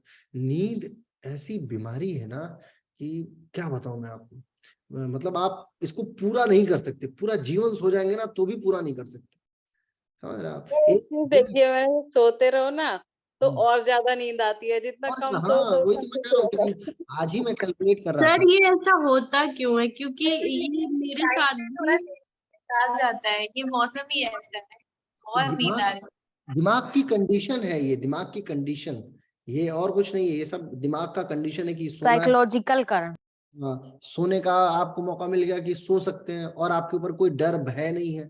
हमारे यहाँ मजाल की कोई 5 बजे सूरज से पहले सूरज के बाद तक कोई सो जाए मेरे घर पे, मजाल। क्यों? क्योंकि भय है। पिताजी अगर देख लिए तो ऐसा माहौल बना देते हैं कि दूसरे कई दिनों तक नींद नहीं आ सकती फिर अगले व्यक्ति को। तो वो बचपन से आदतों में एक भय है, आपके ऊपर कोई भय नहीं है, आपको छोड़ दिया कि जाए सो रही है सोन दो उसको, वो सो रही है तो ही ज्यादा बढ़िया है ना। ऐसा भी माहौल बना देते हैं लोग कि सो रही है तो भाई इसको सोने दो, उठेगी तो बिना मतलब सर का दर्द बढ़ेगा, इसलिए हे भगवान तुम सोते रहो। ऐसा भी नहीं बना देना है माहौल। अपने ऊपर थोड़ा सा कभी कभी जबरदस्ती डरने की एक्टिंग करनी चाहिए कि हाँ हाँ हम डर रहे हैं। ऐसा नहीं है कि डर नहीं रहे हैं, डर नहीं रहे वो एक अलग बात है, लेकिन डरने का एक्टिंग भी करोगे, अरे नहीं आपसे बहुत ज्यादा डरते हैं, तो इससे लाभ मिलता है, आपका ही लाभ है इसमें। और सोने का क्या है, सोना तो सोते रहो। ठीक है। अभी आज मैं कैलकुलेट कर रहा था कि दिन में मैं कै घंटे योगा सिखा रहा हूँ, 4 घंटे। 30 दिन में कितने घंटे योगा सिखाया, तो 120 घंटे हैं, 4 3 12 120 घंटे। 30 दिन में घंटे कितने में, तो लगभग 24, मान लीजिए 6 दिन को तो छोड़ दीजिए करने का है। लगभग मैं देख रहा था कि 720 घंटे हैं। 720 घंटों में मैंने 120 घंटे काम किया, तो मेरा फिर भी 600 घंटे तो बच गए। अब 600 घंटे में मैं सोया कितने, तो 4 घंटे प्रतिदिन की रफ्तार से मैं गिना, तो लगभग 25 दिन का अगर मैं गिनता हूँ या 30 दिन का भी गिनता हूँ, तो लगभग 120 घंटे में सो गया। 400 घंटे फिर भी बचे। अब मैं सोच रहा था यार, ये मैं 400 घंटे कहाँ खपा दे रहा हूँ। फिर मैं वो कैलकुलेट कर रहा था, 2 घंटे नहाना खाना और खाना बनाना, बर्तन धोना इत्यादि में भी 2 घंटे प्रतिदिन का जाता है। फिर इस तरीके से कैलकुलेट कर रहा था, फिर भी मेरे 200 घंटे बच जा रहे हैं। आप कैलकुलेट करके देखिएगा, आपको पता चलेगा। असल में क्या है ना, प्रतिदिन के हिसाब से आप वेस्ट करते हैं तो आप कैलकुलेट नहीं कर पाते हैं। इसी को महीने में, इसको साल में कैलकुलेट करके देखिए, घंटों में, कि आपके पास इतना घंटा था, इतने घंटों में आपने क्या क्या घंटे बर्बाद कर रहे हैं। आप अपना जीवन बर्बाद कर रहे हैं। जिस घंटे में आप कुछ प्रोडक्टिव कर सकते थे, जिसमें दुनिया कुछ प्रोडक्टिव कर रही है, आप वेस्ट कर रहे हैं उस घंटे। तो हर महीने जो है करीब करीब 200-300 घंटे तो आप बर्बाद कर दे रहे हैं। और 200-300 घंटे बर्बाद में, उसमें से आधा योगदान तो इंस्टाग्राम और फेसबुक के रील्स का होगा, है ना। दूसरे को यस सर। तो आधी बर्बादी का तो कारण वो भी है। आपकी बर्बादी से कोई अमीर हो रहा है, ये भी तो सोचो। वो टी शर्ट पहन के आदमी जो घूमता है फेसबुक सर वाला, इसका कोई उपाय बताइए, क्योंकि हम उसका बहुत उपाय ये रील्स देखते हैं। उपाय ये है कि फेसबुक और इंस्टाग्राम अनइंस्टॉल कर दीजिए, ठीक है। सर उसके बिना भी काम नहीं चलता वो मन कर ही जाता है। कुछ नहीं है, जो शराब पीने वाले लोग हैं उनको शराब के बिना काम नहीं चलता है, जो चाय पीने वाले लोग हैं उनको चाय के बिना काम नहीं चलता है, तो काम तो किससे नहीं चलता है, और सबसे चलता है कि नहीं। सर योग है किस लिए? अपने मन पे काबू करने के लिए तो है। लोग देखिए ना, लोग कितना इंटरेस्टिंग बनाते हैं वीडियो कि आपको देखने पे मजबूर, आप देखने में मजबूर हो जाते हैं, है ना, कि ये चीज देखो। मैं इसलिए सर सबसे ज्यादा इंटरेस्टिंग, खाना करता है, खाना देख के फिर खाना बनाना, फिर उसी को खाना, तो मोटे भी हो रहे हैं, रील्स भी बर्बाद कर रही है और जीभ भी बर्बाद कर रही है। फिर कालांतर में योग कीजिएगा। अपने को इतना बिजी रखिए कि आपको इन सारी चीजों की जरूरत ही ना पड़े। बहरहाल, तो कुल मिला के थेरेपी के जो महत्वपूर्ण एस्पेक्ट थे, मैंने आपको उन एस्पेक्ट से आज मुलाकात करा दी। एक टीचर की जो आवश्यकताएं होती है, 4 दिन में मैं आपको 5 दिन में इतना ही सिखा सकता था, ठीक है। इसके अलावा जो मैं सर सिखाऊंगा, एक हाँ हाँ पूछना था, हाँ पूछिए। रिप्रोडक्टिव हार्मोन्स जो है, प्रोजेस्टेरॉन, टेस्टोस्टेरॉन या पीसीओडी का प्रॉब्लम जो है, उसके लिए थोड़ा सा कुछ टिप्स बताइए ना, कौन सा आसन रहेगा? पीसीओडी, वही तो मैं कह रहा था कि पीसीओडी जो है ना, वो एक ऐसा विषय है जिस विषय पे मेरे पास में कम से कम 25-30 लोगों का इनपुट है। तो मैं ना पूरा पूरा अगेन एक 4 दिन 5 दिन इसमें, क्योंकि इसमें बहुत डेटाबेस है, मैं आपको भी दिखाता हूँ। एक डेटाबेस में अभी अभी बना रहा था आज ही कल में, एक ईरान की यूनिवर्सिटी है, उनका एक रिसर्च पेपर पढ़ रहा था मैं। तो ये क्या कहा गया इसका मोमेंट, मैं आपको दिखाता हूँ अभी, उसी उसी के ना एक सेकंड दीजिए। तो अभी मैं काम कर रहा हूँ बेसिकली इस पे, तो काम करने का मतलब थोड़ा सा पीपीटीज वगैरह बना रहा हूँ। हाँ ये रही, ठीक है ना, पीसीओडी हीलिंग थ्रू योगा। अभी थोड़ा सा इस पे काम चला है, बस मैंने अभी इसके हेडलाइंस बना लिए, what is PCOD, what is PCOS, anatomy physiology of PCOD, yoga and PCOD, yoga theories for PCOD, diet therapy, conclusion. तो अभी ये सारा का सारा ये ना, ये मामला खाली है, लेकिन इसके नीचे कुछ कुछ लिखा है, ठीक है। पॉलिसिस्टिक ओवेरियन डिजीज से संबंधित बहुत सारी चीजें हैं जो मैं अभी काम कर रहा हूँ। मेरे को 2-4 दिन 5 दिन अगर आप और दे देंगे आप लोग, तो मैं क्या करूंगा, बहुत अच्छे तरीके से, मतलब बहुत इस तरीके से इसको बना दूंगा कि ये आपके परमानेंट काम आने वाली है, ठीक है। तो नीचे का उल्टा तो लिख दिया है, कंक्लूजन तक तो पहुंचा दिया है, बीच का 2-4 विषय है जो बाकी है। तो मैं चाहता हूँ ऐसा, मैं देखिए काम ऐसा ना टेम्पोररी बताने को तो मैं भी बता दूंगा, बटरफ्लाई करो, पार्श्व कोणासनों की सीरीज करो, ये करो वो करो, खाना कम खाओ, टेंशन कम लो। लेकिन ऐसा कह देने से टेंशन कम लो, टेंशन कम कहाँ होता है शिवांगी, मानती हो कि नहीं? है कि नहीं? टेंशन ऐसा विषय है कि मैं बोल दूंगा कम करो, वो कम होना ही नहीं है, ठीक है। और मुझे पता है कि ये, और ये ऐसा भी नहीं है कि ठीक नहीं करना है ना, आप लोग अपने लोग हैं, क्लाइंट होते तो बता देते टेंशन कम करो, बात खत्म, पैसा भेज दो मेरा, है। लेकिन टीचरों को अगर पढ़ाना है तो उनको बताना है, ठीक है ना, कि कैसे ठीक करो, क्योंकि एक व्यक्ति को ठीक नहीं करना है, आपको 50 लोग। तो थोड़ा समय दीजिए मुझे, 5-7 दिन 10 दिन का, और जब भी मेरे को मौका मिला, अभी क्या है कि सारा का सारा शेड्यूल पैक करा लिया है आप ही लोगों ने। मतलब अभी 27 तक, अभी 22 तारीख से एक नया कोर्स शुरू हो जाएगा, तो 27 तक चलेगा, 26 तक, फिर 27 तारीख से दूसरा 10 दिन का चलेगा, तो वो चलेगा मार्च के 6-7 तारीख तक। 7 तारीख के बाद वाले में मैं पीसीओडी कंटिन्यू कर दूंगा, ठीक है। 7 से लेके और 7, 8, 9, 10, 11, 12 तारीख तक, 7 से 12 तक मैं पीसीओडी पे एक वर्कशॉप रखूंगा। होली पड़ रही है, सर होली पड़ मेरा रही है, एक सवाल है। अरे कब होली पड़ रही है? 7 and 8। हाँ तो 9 से कर लेंगे, फिर क्या दिक्कत है। हाँ क्या सवाल था, कौन पूछ रहा था? सर वाइट के लिए कुछ है क्या? क्या और करिए? वाइट स्पॉट के लिए कुछ है?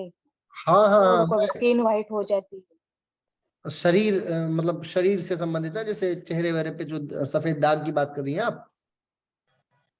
हाँ हाँ हाँ, तो हाँ सर। इसका इसका तो पूरा पूरा प्रत्यक्ष उदाहरण है हमारे पास में। बहरहाल मैं आपको बताता हूँ, व्हाइट स्किन जो है ना, बेसिकली देखिए आयुर्वेद ये मानता है कि जब आप उल्टी सीधी डाइट लेते हैं ना, तो उल्टी सीधी डाइट के चक्कर में जो है वो शरीर गलत कर जाती है। जैसे कुछ पदार्थ के साथ कुछ पदार्थ नहीं खाना चाहिए, समझ रहे हैं आप? जैसे चीनी के साथ में नमक नहीं खाना चाहिए, ये यही आपके शरीर में स्किन के अंदर यानी मिलीशियस जो होती है उसके साथ में बेकार इंपैक्ट करता है और फिर वो कालांतर में सफेद दाग के तौर पे बाहर आ जाता है। चीनी के साथ नमक ना खाने का सिद्धांत है, पान के साथ मीठा नहीं माना, पान के साथ में दही नहीं मानी जाती है। ऐसा ना एक पूरी लिस्ट है लगभग 20-25 खाद्य पदार्थों की, इसके बाद नहीं। विरुद्धान्न बोलते हैं वो क्या? विरुद्धन, हाँ, विरुद्धन का पूरा सिद्धांत है। तो वो अगर आप उस पूरे विरुद्धन के सिद्धांत को समझेंगी तो जो व्यक्ति चाहे जान के या अनजान से खा लेता है तो लगभग यही एक बड़ा कारण है जिसके कारण से व्यक्ति सफेद दाग से परेशान होता है। अब उसको ठीक कैसे कर सकते हैं? तो ठीक सर, करने प्रॉब्लम मेरी बहन की है। 6-7 साल से हम ट्रीट ले रहे हैं। आयुर्वेदिक हो गए, एलोपैथी, और डाइट भी कंट्रोल बहुत सारा करती है, लेकिन वो बढ़ता ही जा रहा है। ये पूछा मैंने। वेद में ना जानती है एक श्लोक है, आयुर्वेद में एक श्लोक है, अस्रावित यवायुगम तदन्म अमृत मुच्यते है अन्नामश्राते जीर्णमति केन पक्षिलम तदक्तम भुज्यते येनम त्वम तेजेत औदर नीला इत्यादि इत्यादि। ऐसे एक पूरा सिद्धांत है। विरुद्ध आहार का जो है एक बहुत बढ़िया वीडियो जो है उनका भी है, और जो बाबा रामदेव के मित्र थे, क्या नाम था उनका? कृष्णाचार्य ना? नहीं, बाल कृष्ण। बालकृष्ण। अरे नहीं, जो मर गए, राजीव दीक्षित जी। वो विरुद्ध अंगों का, विरुद्ध आहार के ऊपर उनका बहुत बढ़िया वीडियो है, तो आपको ये सब देखना चाहिए। उसमें ये दिक्कत आपको पता चल जाएगा। कुछ रिसर्च पेपर्स भी हैं विरुद्ध आहार को लेके कि विरुद्ध आहार क्या है और किस चीज के साथ में। लगभग 18 प्रकार का विरुद्ध आहार होता है, ठीक है ना, जिसमें दोष विरुद्ध माना जाता है ना, कोष्ठ विरुद्ध माना जाता है, वीर्य विरुद्ध, अवस्था विरुद्ध, कर्म विरुद्ध, पाक विरुद्ध इत्यादि इत्यादि। तो एक लंबी श्रृंखला है। थोड़ा सा ना मैं इसको भी काफी दिन से पढ़ा नहीं हूँ तो मुझे विशेष याद नहीं है, लेकिन 18 प्रकार है ये मैं श्योर हूँ। विरुद्ध आहार के 18 प्रकार, आप चाहेंगे थोड़ा सा सर्च करेंगे तो आपको इजिली मिल जाएगा, तो आप देखिएगा फिर उसको पढ़ेंगे। हाँ, लेकिन ये जरूर है कि इसे ठीक कैसे करते हैं इसका इलाज मैं आपको बता सकता हूँ। अगेन ये आयुर्वेद का एक पार्ट है, तो जब हम लोग आयुर्वेद पढ़ें तो आप पूछेंगे तो मेरे को अच्छा लगेगा थोड़ा सा। आयुर्वेद वाले में मैं बता दूंगा। सर आपने ये भी कहा था सर, कि प्लीज बता दीजिए। क्या ये विरुद्ध आहार लेने से ही सिर्फ होता है? ये सिर्फ विरुद्ध आहार लेने से ही होता है? हाँ, ये देखिए मैं बताऊं, सफेद दाग के वैसे तो बहुत सारे कारण लोग मानते हैं, लेकिन जिस कारण को मैंने बहुत करीब से देखा है, जिसको मेरा एक्सपीरियंस ये है कि अधिकतर कारण विरुद्ध आहार ही होता है। कई बार लोग बोलते हैं हेरिडिटरी होती है, कई बार लोग बोलते हैं कि भूत वगैरह का भी चक्कर कई लोग देख लेते हैं कि ये चरक जिसको बोलते हैं, तो ये भी एक कारण है। लेकिन ऐसा ये सब मैं नहीं मानता। मेरा मानना है कि विरुद्ध आहार का, क्योंकि 18 प्रकार के विरुद्ध आहारों में भी वो 18 मेन प्रकार है, ठीक है। जैसे पाक विरुद्ध आहार है, पाक विरुद्ध आहार का मतलब हो गया किस बर्तन में क्या नहीं बनाना चाहिए। ये भी एक बड़ा कॉन्सेप्ट है। अब इस कॉन्सेप्ट के चक्कर में भी लोग परेशान हो जाते हैं। आधी बीमारियां तो अज्ञानता के चक्कर में हो जाती है और पता ही नहीं चलता है कि किस अज्ञानता से क्या हो गया। अब जैसे एक मान लीजिए सूरजमुखी का तेल है, तो सूरजमुखी के तेल को पीतल के बर्तन में नहीं डाल सकते, या फूल के बर्तन में नहीं बनाना चाहिए, वो ठीक नहीं होता उसके लिए। तो ऐसे अलग अलग जो है पाक विरुद्ध, उसको पका रहे हैं, किसी चीज को जो ही मिल गया उसी में खा रहे हैं, उसी में पका रहे हैं। तो ये तो वही मैं आपको बताता था कि 18 जो प्रकार है, वो अगर आप कहेंगे तो मैं 18 प्रकार को लिखवा सकता हूँ। अगर आप मुझे 1 मिनट का समय देंगे तो मेरे पास वो किताब होगी, कहिए तो मैं लिखवा दूँ। बाद में लिखेंगे। सर ये जो खाने के बाद में खा लेते हैं तो ये तो गलत ही हुआ ना सर, इस हिसाब से। क्या खाने के साथ या बाद, तुरंत बाद मीठा खा लेते हैं? लेकिन ये जो छोटे बच्चा क्या है? क्या समझ ही नहीं आया मेरे को। मैं बोलूँ ये कह रही हैं कि खाने के बाद जो मीठा खा लेते हैं वो भी फिर गलत हुआ ना? हाँ, और क्या, ये गुजरातियों का सिद्धांत है। खाने के बाद चूंकि उधर के खानों में नमक ज्यादा होता था, है ना, तो उसको खाने में उनको हर जगह मीठा मीठा मीठा चाहिए, क्योंकि नमक खा खा के वो पक चुके हैं। बाद में आप देखिए गुजरात में, तो मैंने एक पूरा रिसर्च पेपर बनाया था, उसमें ऐसा होता है हर औरत के घुटनों में दर्द है।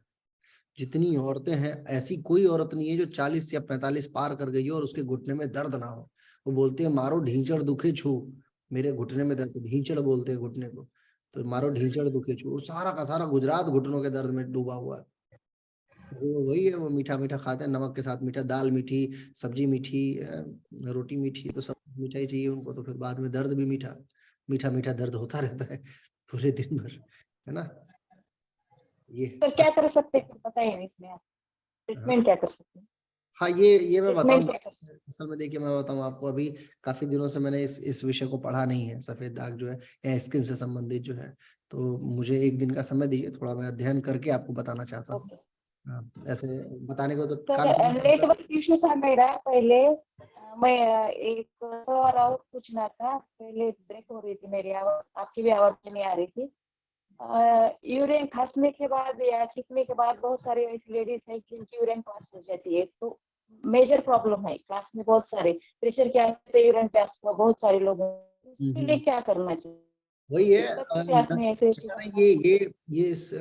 जो है, ये नसों के दोष के तौर पे देखा जाता है कि आप मस्तिष्क में जब कंट्रोल नहीं होता है ना, तो कई बार बच्चे रात को सोते हैं तो भी यूरिन पास हो जाती है। सो रहा है बेचारा, वो कोई भूत वाला सपना देख लिया तो डर के चक्कर में उसको यूरिन आ गई। एग्जाम देने से पहले कम से कम 20 बार यूरिन आती है। तो उसके बाद किसी कार्यक्रम में गए हुए हैं, आपको बोलना है, बोलने से पहले हर 2 मिनट बाद आप जा रहे हैं यूरिन करने। Thank you. इंटरव्यू में हर 2 मिनट बाद जो है आपको यूरिन आ रही है ना। तो ये सब जो है, ये मस्तिष्क और मस्तिष्क से संबंधित परेशानी है बेसिकली। जब भी आप ऐसे परेशानी को देखते हैं, जब भी आप ऐसी परेशानी को जाने, तो सबसे पहले आपको डील करना है वो है आपके मस्तिष्क की अवस्था को।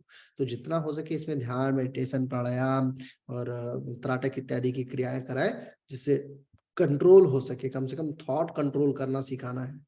जो भी महिलाओं का क्या होता है ना, हृदय जिनका कमजोर हो चुका है डर भय के कारण से, उनके साथ ये दिक्कत बहुत होती है कि वो यूरिन बार बार पास हो जाती है। मैं बता तो रहा हूँ, ऐसा मैं महिला छोड़िए, मेरा एक दोस्त था, उसका बेचारे का इंटरव्यू था। वो इंटरव्यू के दौरान उसको कम से कम 15-20 बार उसको यूरिन आई थी, 20 बार, समझ रहा। तो क्या करें। अश्विनी मुद्रा की भी प्रैक्टिस किया जा सकते हैं। विज्ञान देखिए इसमें बड़ा धीरे धीरे काम करता है। अश्विनी मुद्रा, जल मुद्रा जो या सूर्य मुद्रा, जितनी मुद्राएं हैं, ये मुद्रा विज्ञान स्लो काम करता है। और हम लोग थेरेपी काम कर रहे हैं, तो थेरेपी में हमें बहुत तीव्र प्रभाव चाहिए, तुरंत इंस्टेंट इम्पैक्ट। इंस्टेंट इम्पैक्ट का सबसे बढ़िया तरीका है मेडिटेशन और थॉट प्रोसेस को रिवॉल्यूट करना। ये समझना कि आपको डर लग रहा है, जैसे वोमिटिंग है, गाड़ी में चलने के दौरान सबको वोमिटिंग होती है, तो कुछ लोग गाड़ी में बैठते ही ये मान लेते हैं कि चूंकि मेरे को उल्टी होती है इसलिए मेरे को उल्टी होगी, समझ रहे हैं। चूंकि लगाया और उसको मान लेते हैं कि चूंकि मेरे को उल्टी होती है पहाड़ों पे चलने के दौरान, इसलिए मेरे को कार में उल्टी होगी। और महिलाओं का देखिए, लगभग 70% औरतें जो है वो एसी कार में बैठने के बाद वोमिट कर देती, या लड़कियां, उनको वोमिटिंग हो जाती है ना। तो वो क्यों है? क्योंकि उनके मस्तिष्क में बैठा पड़ा है, और जिस थॉट से आप घिर चुके हैं उस थॉट को आप समाप्त नहीं कर सकते, लिहाजा आपको आपके थॉट को कंट्रोल करना है। सर वो सेशन कब होगा जिसमें आप बोल रहे थे कि हम लोग पूछ सकते हैं क्या बीमारी में कौन सा इलाज करना है? क्या ये तो था वो सेशन, तभी यस सर। से वही तो चल रहा है। सर ये आप पहले क्यों नहीं बताए? मैं क्यों नहीं बताया, क्या मतलब, मैं तभी से क्या कर रहा हूँ। तो मुझे पूछना है, जो पोर्स खुल जाते हैं, मैंने आपसे पहले भी पूछा था, तो उसमें आपने बताया था कि 5 डेज का कुछ इलाज होता है, तो उसके बारे में मुझे जानना है। और हेयर फॉल को कैसे रोका जा सके? हेयर फॉल का सबसे बढ़िया इलाज है आंवला। आंवले का सेवन जितना ज्यादा आप करेंगे या करेंगी, उसका लाभ आपको उतना ही मिलेगा। आंवले का जूस है ना, आंवले का, अब ये नहीं कि आंवले का मुरब्बा और आंवले का अचार खाना शुरू कर दो। कच्चा आंवला जो है वो जितना आप खाएंगे, ओरिजिनल आंवला जो है वो ज्यादा लाभकारी होगा। आंवले का जूस पीजिए। आंवले का जो एक मतलब कच्चे आंवले को तोड़ के उसका भी एक रस बनाया जाता है ना, चीनी वगैरह डाल के, वो बना के पिया जा सकता है। बेसिकली आंवला आपके शरीर में जाना चाहिए। आंवले का बहुत लाभ है, एक चीज। दूसरी चीज ये है कि जितनी ये आजकल का जो समय है ना, उसमें खराब खराब शैम्पूज, ये लगा लो, ये लगा लो, इससे ठीक हो जाएगा, इससे, इन सबसे बचना चाहिए। केमिकल कॉम्पोजिशन बहुत बेकार है। केमिस्ट्री से थोड़ा सा दूरी बनाइए और नेचुरोपैथी की तरफ थोड़ा सा रुख कीजिए। तीसरी चीज है, आसनों में इन्वर्जन का बहुत लाभ है। इन्वर्जन का मतलब ऐसी प्रक्रिया जिसमें आप उल्टा लेटते हो, उल्टा सर के बल खड़े हो रहे हो, तो ये इसका बड़ा अच्छा लाभ देखने को मिल जाता है। तो इन्वर्जन करने की कोशिश कीजिए जितना हो सके। जैसे आप हलासन लगा लिया आपने, सर्वांगासन लगा लिया, शीर्षासन लगा लिया, हैंड स्टैंड लगा लिया, इत्यादि इत्यादि। ये सब आपके आंखों के लिए और बाल के लिए, इन दोनों के लिए बहुत बेटर माना जाता है। सर लेकिन कभी कभी आंवला खाने से ना एसिडिटी हो जाती है। एसिडिटी क्यों हो रही है भाई? पेट गड़बड़ है, पेट खराब है, तब ना प्राकृतिक चीज खाने से आपका पेट खराब हो रहा है। इसका मतलब ये थोड़ी कि प्रकृति खराब है, आपका पेट खराब है ना। पेट को पेट खराब है मतलब मेरा जो एसिडिटी, देखिए सुनिए स्मिता जी, एसिडिटी का क्या है? एसिडिटी चीज क्या है? एसिड का मतलब होता है जो आपके शरीर में खाने को पचाने के लिए निकल रहा हो। अब आपके शरीर में आंवला वो ही नहीं है इस तरह भी, मतलब वो बैग जो है वो पूरा निकाल दिया है। एसिडिटी का जो स्टोन हुआ था ना, तो उसके चक्कर में वो पूरा गॉल ब्लैडर का बैग निकाला है। तो गॉल ब्लैडर से एसिडिटी थोड़ी होती है, एसिडिटी तो उसी में रहता है ना एसिडिटी। अरे ये कहाँ से सीख लिया आपने? ये एसिड क्या है? पहले तो पेट देखिए, एसिड कहाँ, पहले सुनिए मेरी बात। अब आपको ना फिर मेरे को एक वीडियो दिखाना पड़ेगा, रुकिए। डॉक्टर ने वही बोला कि एसिडिटी ज्यादा होती है तो वो निकालना पड़ेगा, आपका स्टोन्स है, ये है, वो है। अरे डॉक्टर ने बोला, लेकिन आपने क्या सीखा वो भी तो जरूरी है, ऐसे तो आप नाम खराब कर देंगे। रुकिए 2 मिनट, अभी देखिए ये टीवी चल रही है आपके, समझना। देखिए ये है आपका पेट, ठीक है ना, और ये पैनक्रियाज, लिवर, ये खाना, ये मैंडिबुलर ग्लैंड्स, 3 ग्रंथियां। जैसे काजू खाया आपने मान लीजिए, तो काजू गया, इसको तोड़ा, इसके अंदर बहुत सारी चीजें, अब ये मुंह में पचना शुरू हो जाता है, एमाइलेज, कार्बोहाइड्रेट इत्यादि चीजें इधर पचाने के क्रम में शुरू हो जाएगी। ये तोड़ेगा इसको, फिर अंदर जाएगा। अब अंदर जाएगा तो यहाँ पे भी इसको टूटना है। ये आपके इसोफेगस की लेयर है, पेट की जो लेयर होती है, जिसमें जो आहार नाल है, आहार नाल की लेयर है, इसमें से भी इसमें भी पाचन होता है, यानी इसमें म्यूकस रिलीज होता है। म्यूकस रिलीज होते हुए खाने को नीचे पहुंचाएगा। 1 मिनट दीजिए जरा सा, 3 2, ये म्यूकस रिलीज होते हुए धीरे धीरे नीचे लेके गया। अब यहाँ ये पेट है, अब पेट के पास में एसिड की मुलाकात होगी ना, कि आपके गॉल ब्लैडर से तो बस एक जो है बाइल जूस निकल के आता है, दैट्स ऑल। ठीक है, अब ये पेट जो है बेसिकली, पेट के, अब ये देखिए ये क्या निकला, ये पेट की दीवार है, ये देख रही हैं आप, इतना सारा ये सब निकला, ये पूरा का पूरा ये जो म्यूकस है, जो इससे एसिड, ये सब एसिड वैसिड निकल के आ रहा है। अब ये खाने को तोड़ेगा। अब ये खाना आपका इधर से आया, इसोफेगस से कूदा पेट के अंदर, जैसे ये देखिए ये एसिड है, ये बढ़ जाता है जैसे ही आप खाते हैं।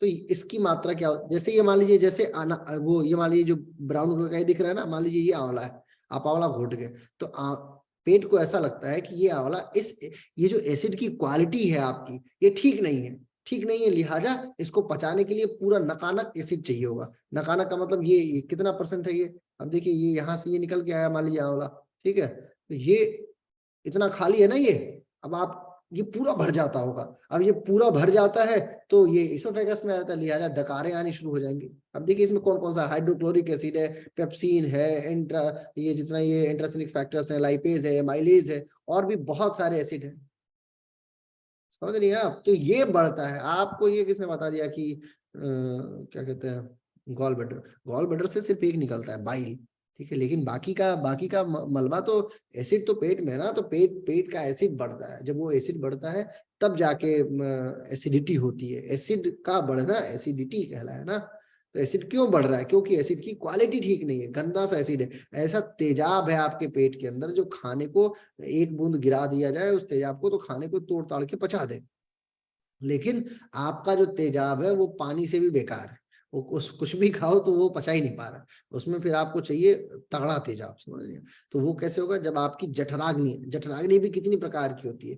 आयुर्वेद अगेन इसमें बड़ा अच्छा ज्ञान दे रहा है कि जठर की जो अग्नियां हैं वो कितनी प्रकार की होती हैं, है ना। सप्ताग्नि है, षडग्नि है, पंचाग्नि है। आप सारे अग्नियों को प्रज्वलित कीजिए, जितना पेट से संबंधित जो ये इसको क्या बोलते हैं, जो पेट ऐसे ऐसे हिलाते हैं, बोलो। अग्निसार कपालभाति और अग्निसार, नवली नहीं, कपालभाति से तो और पेट का बेड़ा गर्क हो जाएगा। अग्निसार प्रक्रिया, जितना जबरदस्त अग्निसार करेंगे, पेट से संबंधित आसन करेंगे, ताकि पेट ताकतवर, और तब एसिडिटी नहीं होगी ना। आंवला खाने से एसिडिटी हो जाए तो आंवला थोड़ी खराब है, आपका पेट खराब है, उसको ठीक कीजिए। सर पोर्स बता दीजिए प्लीज, है फेस पे जो पोर्स खुल जाते हैं उसका बता दीजिए। हाँ, यहाँ खास करके इस सर साइड। ये क्वेश्चन वाली क्लासेस आज ही रहेंगी या कल भी रहेगी कंटिन्यू? अरे आज कक्षा खत्म, 11:30 बज गया।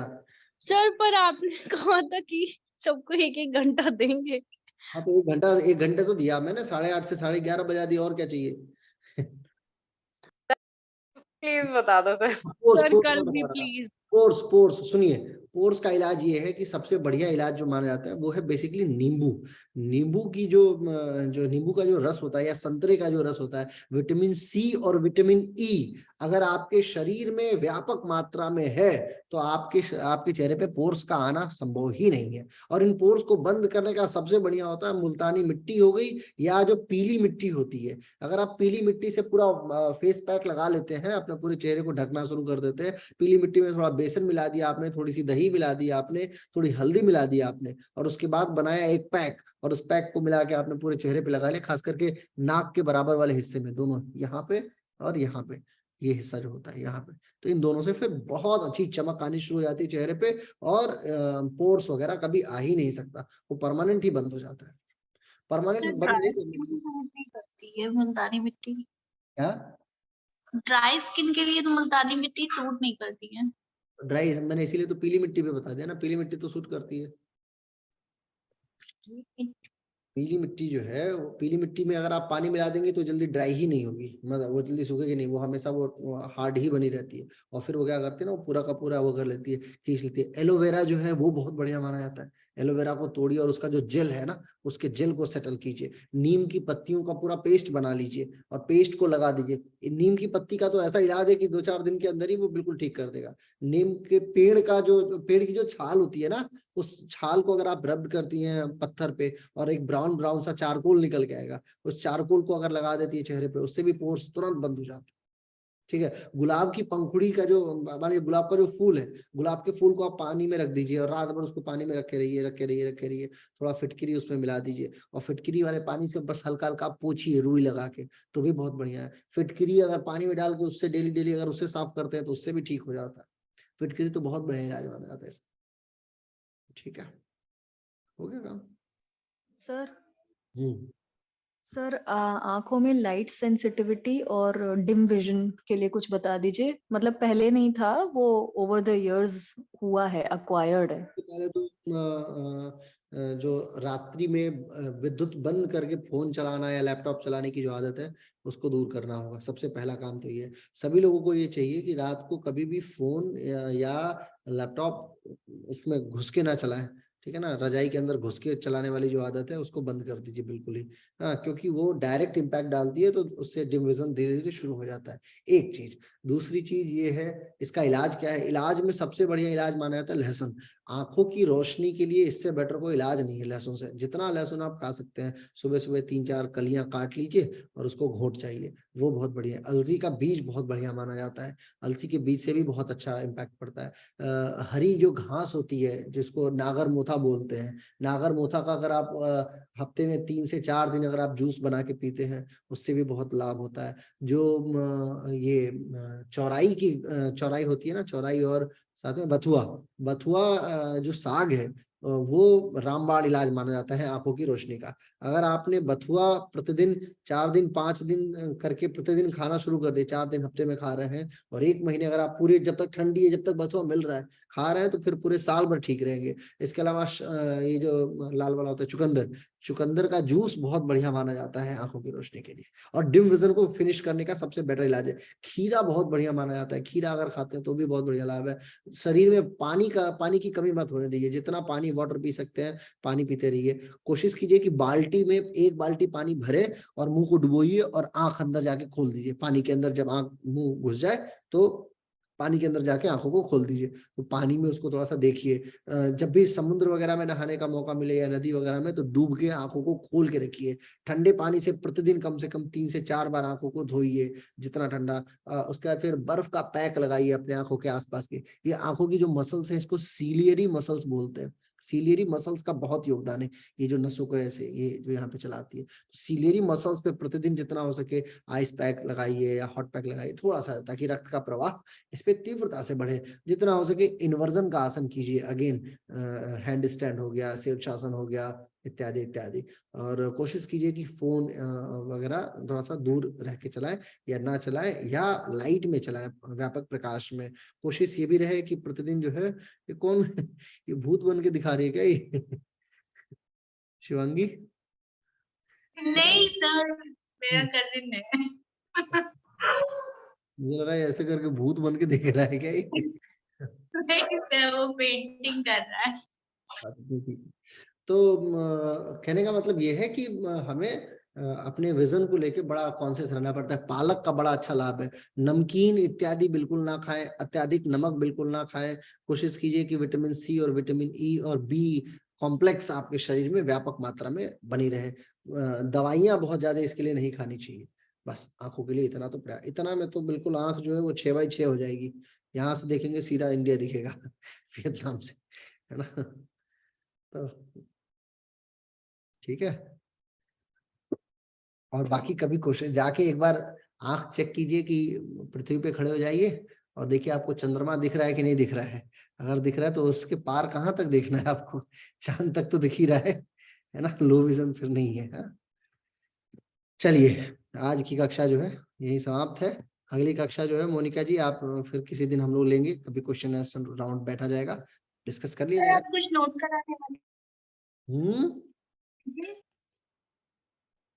कौन आ गया? सर, आप आप नोट कराने वाले थे। तो भूल गया क्या नोट कराने वाला था। विरुद्धार।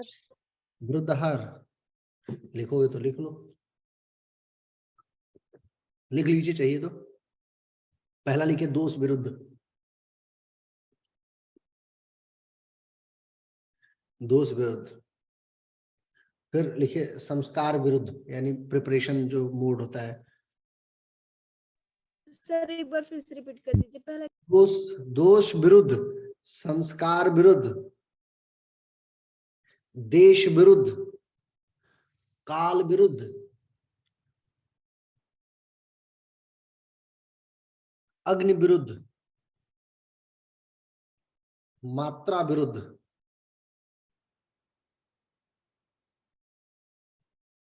सत्यमय विरुद्ध, यानी हैबिट बेस्ड, वीर्य विरुद्ध, यानी पोटेंसी। ये पोटेंसी विरुद्ध के चक्कर में महिलाओं का जो है ना वो पीसीओडी का रोग होता है खाने में। कोष्ठ विरुद्ध,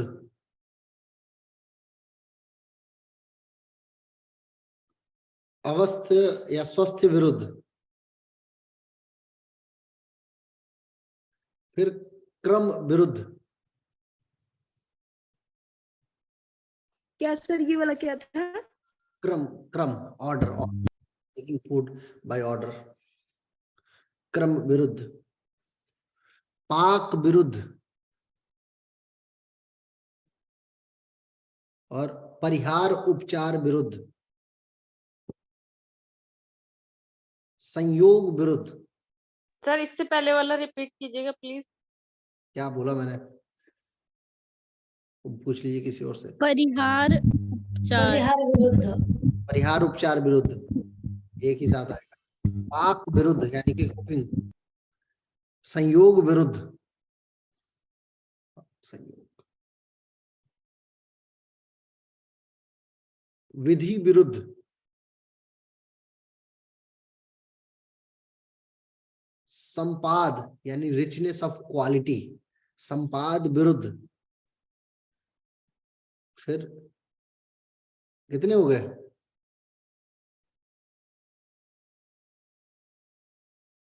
हो गए क्या 18?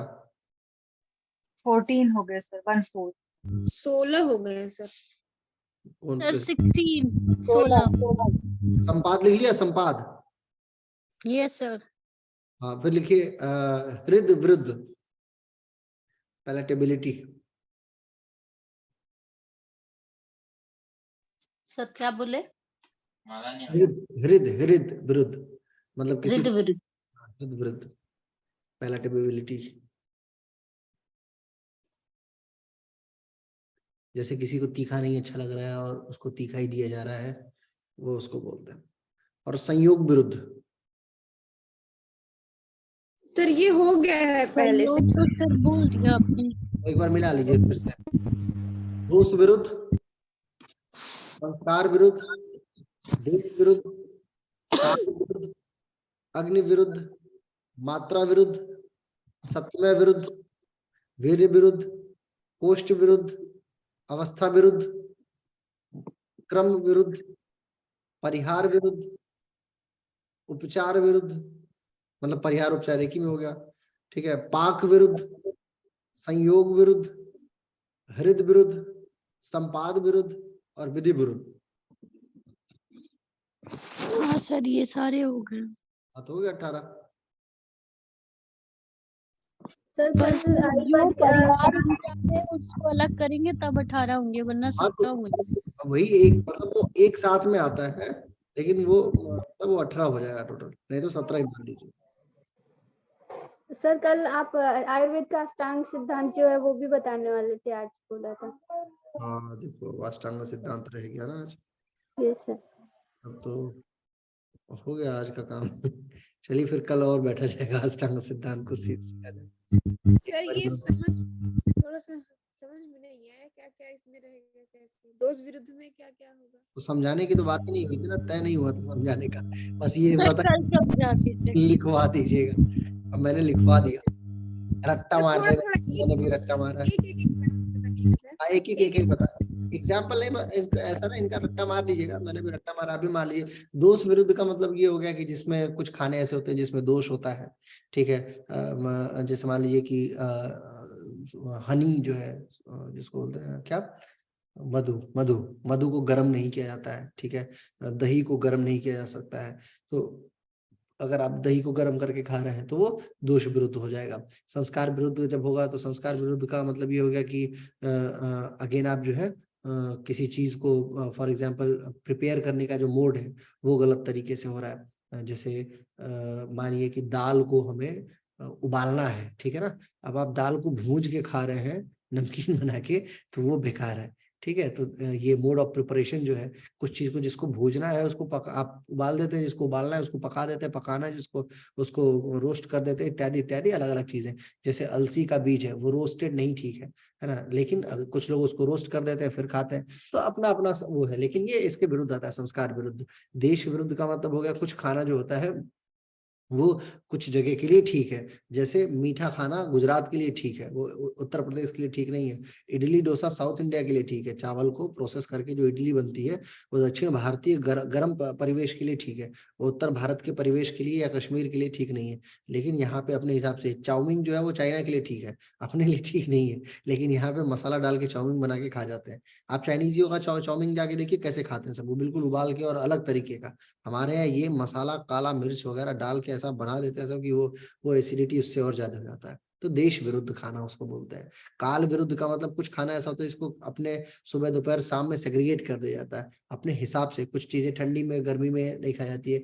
ऋतुओं का भी अलग अलग होता है कि किसी चीज को इस ऋतु में फला ऋतु में नहीं खाना चाहिए, किसी को इस ऋतु में नहीं खाना चाहिए। जैसे बेर होता है, होली के बाद से बेर नहीं खाई जाती है, जो बेर होते हैं ना, क्यों? क्योंकि होली के बाद से बेर में कीड़ा पड़ जाता है, ये प्रकृति का सिद्धांत है। लेकिन कुछ लोग होली के बाद से भी खा जाते हैं, वो नियम है। होली जिस दिन आएगी ना, होली के तुरंत बाद से बेर में कीड़ा पड़ना शुरू हो जाता है, तो बेर नहीं खाया जाता है। लेकिन लोग कोशिश करते हैं, उसी के बाद भी खाया जा रहा है। अभी उसमें डंकल बेर आ गई है आजकल, तो इतनी इसमें डेवलपमेंट है। ये बेर होती थी ये छोटी छोटी सी, आजकल ये बड़ा बड़ा बेरा आ रहा है, ठीक है। टमाटर होता था इतना छोटा छोटा सा, आज ये एक एक पाव का एक एक टमाटर है। मेरे पास जो है वो खाने का कुछ ऐसा ऐसा सामान है। मैं यहाँ तो वियतनाम में फिर भी बहुत बढ़िया देसी सामान मिल जाता है, क्योंकि यहाँ के लोग बहुत एग्रीकल्चर वगैरह में इन लोगों को लेना देना नहीं है। सेव आता है, आप पढ़े लिखे लोग जो होते हैं वो पढ़ा, अंग्रेजी में सेव के ऊपर एक स्टिकर चिपका रहता है, जानते क्या लिखा रहता है उस पे? Best quality. तो जो पढ़े लिखे लोग हैं ना, जिन्होंने बीटेक एमटेक आईआईएम से आईआईटी से किया है, वो जाके वो बेस्ट क्वालिटी वाला खरीद के लाते हैं। बोले ये सर ये देखिए बेस्ट क्वालिटी।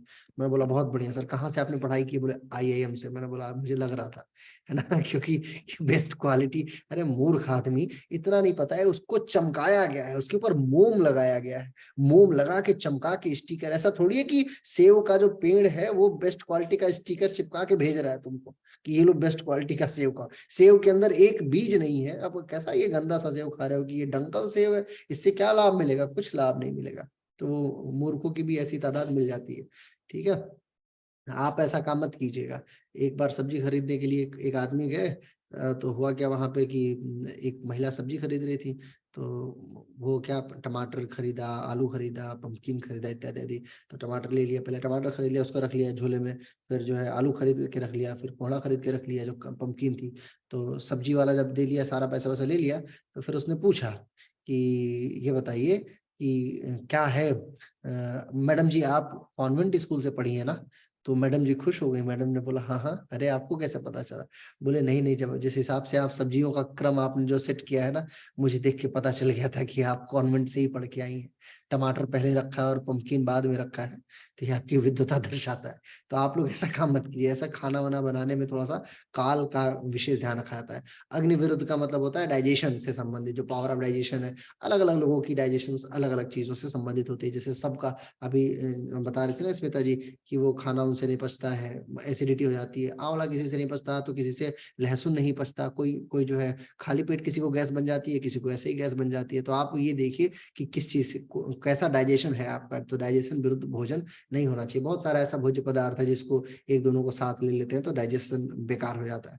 तो आपको कोशिश करना है कि वो डाइजेशन जो है वो ठीक तरीके से होता है। फिर मात्रा विरुद्ध जो है, कई बार ऐसा होता है कि लोग पंचफोरन जो है, सब्जी में आलू की सब्जी बनाया, उसमें 50 ग्राम पंचफोरन ही डाल दिया, इतना सारा, ठीक है। किसी ने मसाला डाला तो उसको अच्छा आलू अच्छे तरीके से बन के आए, इसलिए खूब सारा तेल डाल दिया है, पूरा 100 ग्राम सरसों के तेल में उसको भूज रहे हैं। पनीर को भून के बना रहे हैं। पनीर को जो है दूध का जो पदार्थ है वो भून के नहीं बनाना चाहिए, ठीक। ये मात्रा विरुद्ध हो गया। फिर सत्यम विरुद्ध यानी हैबिट के अगेंस्ट में। जैसे आपकी हैबिट है अगर गर्म खाने की, एक ही बार आप ठंडा खाने लगेंगे तो भी आप परेशान हो जाएंगे। वीर्य विरुद्ध का मतलब होता है कुछ ऐसे पदार्थ होता है जो मतलब बेकार ही माना जाता है। जैसे कि बहुत ज्यादा महिलाओं को बहुत तला भुना नहीं खाना चाहिए, बाहर की चीजें नहीं खानी चाहिए। पुरुषों का भी ऐसा कुछ अपना भोज्य पदार्थ होता है जिसको नहीं लेना चाहिए। तो कोशिश ये रहे, जैसे सिगरेट के साथ में कभी शराब नहीं पीनी चाहिए, लेकिन लोगों का ये फैशन है, इससे भी इम्पैक्ट पड़ता है। बहुत ज्यादा दारू नहीं पीनी चाहिए, अल्कोहल बहुत बेकार है, तो इत्यादि इत्यादि। ये वीर्य विरुद्ध होता है। कोष्ठ विरुद्ध का मतलब कुछ ऐसा पदार्थ होता है जो आपके बाउल के लिए यानी आपके पेट के लिए ठीक नहीं है ना। जैसे कि जैसे दूध के साथ में कुछ लोग ऐसा होता है कि जिससे मैं पनीर का ही बता रहा था कि पनीर की सब्जी बनाई जाती है तो पहले पनीर को तेल में फ्राई कर लेते हैं और फिर बनाते हैं, है ना। फिर उसके बाद मसाला फ्राई करते हैं, बाद में फिर पनीर को डाल दिया, फिर वो बन के निकल गया। तो ये नहीं होना चाहिए, ये कोष्ठ विरुद्ध माना जाता है। फिर अवस्था विरुद्ध होता है स्टेट ऑफ हेल्थ। अलग अलग व्यक्ति का स्टेट हेल्थ जो है वो अलग अलग है। जैसे छोटा जो बच्चा है उसको अगर आप बहुत हार्ड भोजन करा देंगे तो फिर बेचारे को दस्त लग जाएगी। तो दस्त का सबसे बढ़िया इलाज होता है क्या, जो बेल होता है ना, बेल सिरफल। तो बेल अगर आप पिला रहे हैं तो बेल से बड़ा लाभ मिलता है दस्त इत्यादि में। तो वो अवस्था विरुद्ध हो गया। फिर कर्म विरुद्ध हो गया कि जो ऑर्डर है खाने का कि इसके बाद में ये, इसके बाद में ये, इसके बाद में यही खाना चाहिए, तो वैसे खाना खाना चाहिए। ऐसा नहीं है कि पहले पानी पी लिया फिर खाना खा लिया फिर पानी पी लिया इत्यादि इत्यादि। तो वो क्रम जो होता है वो क्रम को भी ध्यान में रखना है। फिर परिहार और उपचार जो होता है, जैसे मान लीजिए कुछ फूड ऐसा होता है जिसको आप बतौर डाइट यूज कर रहे हैं, तो अपनी डाइट को भी गलत तरीके से कभी यूज मत कीजिए। अगर आप गलत तरीके से डाइट यूज करते हैं या डाइट थेरेपी को ठीक से नहीं यूज कर पा रहे हैं तो वो परिहार और उपचार वो ठीक नहीं कर पाएगी।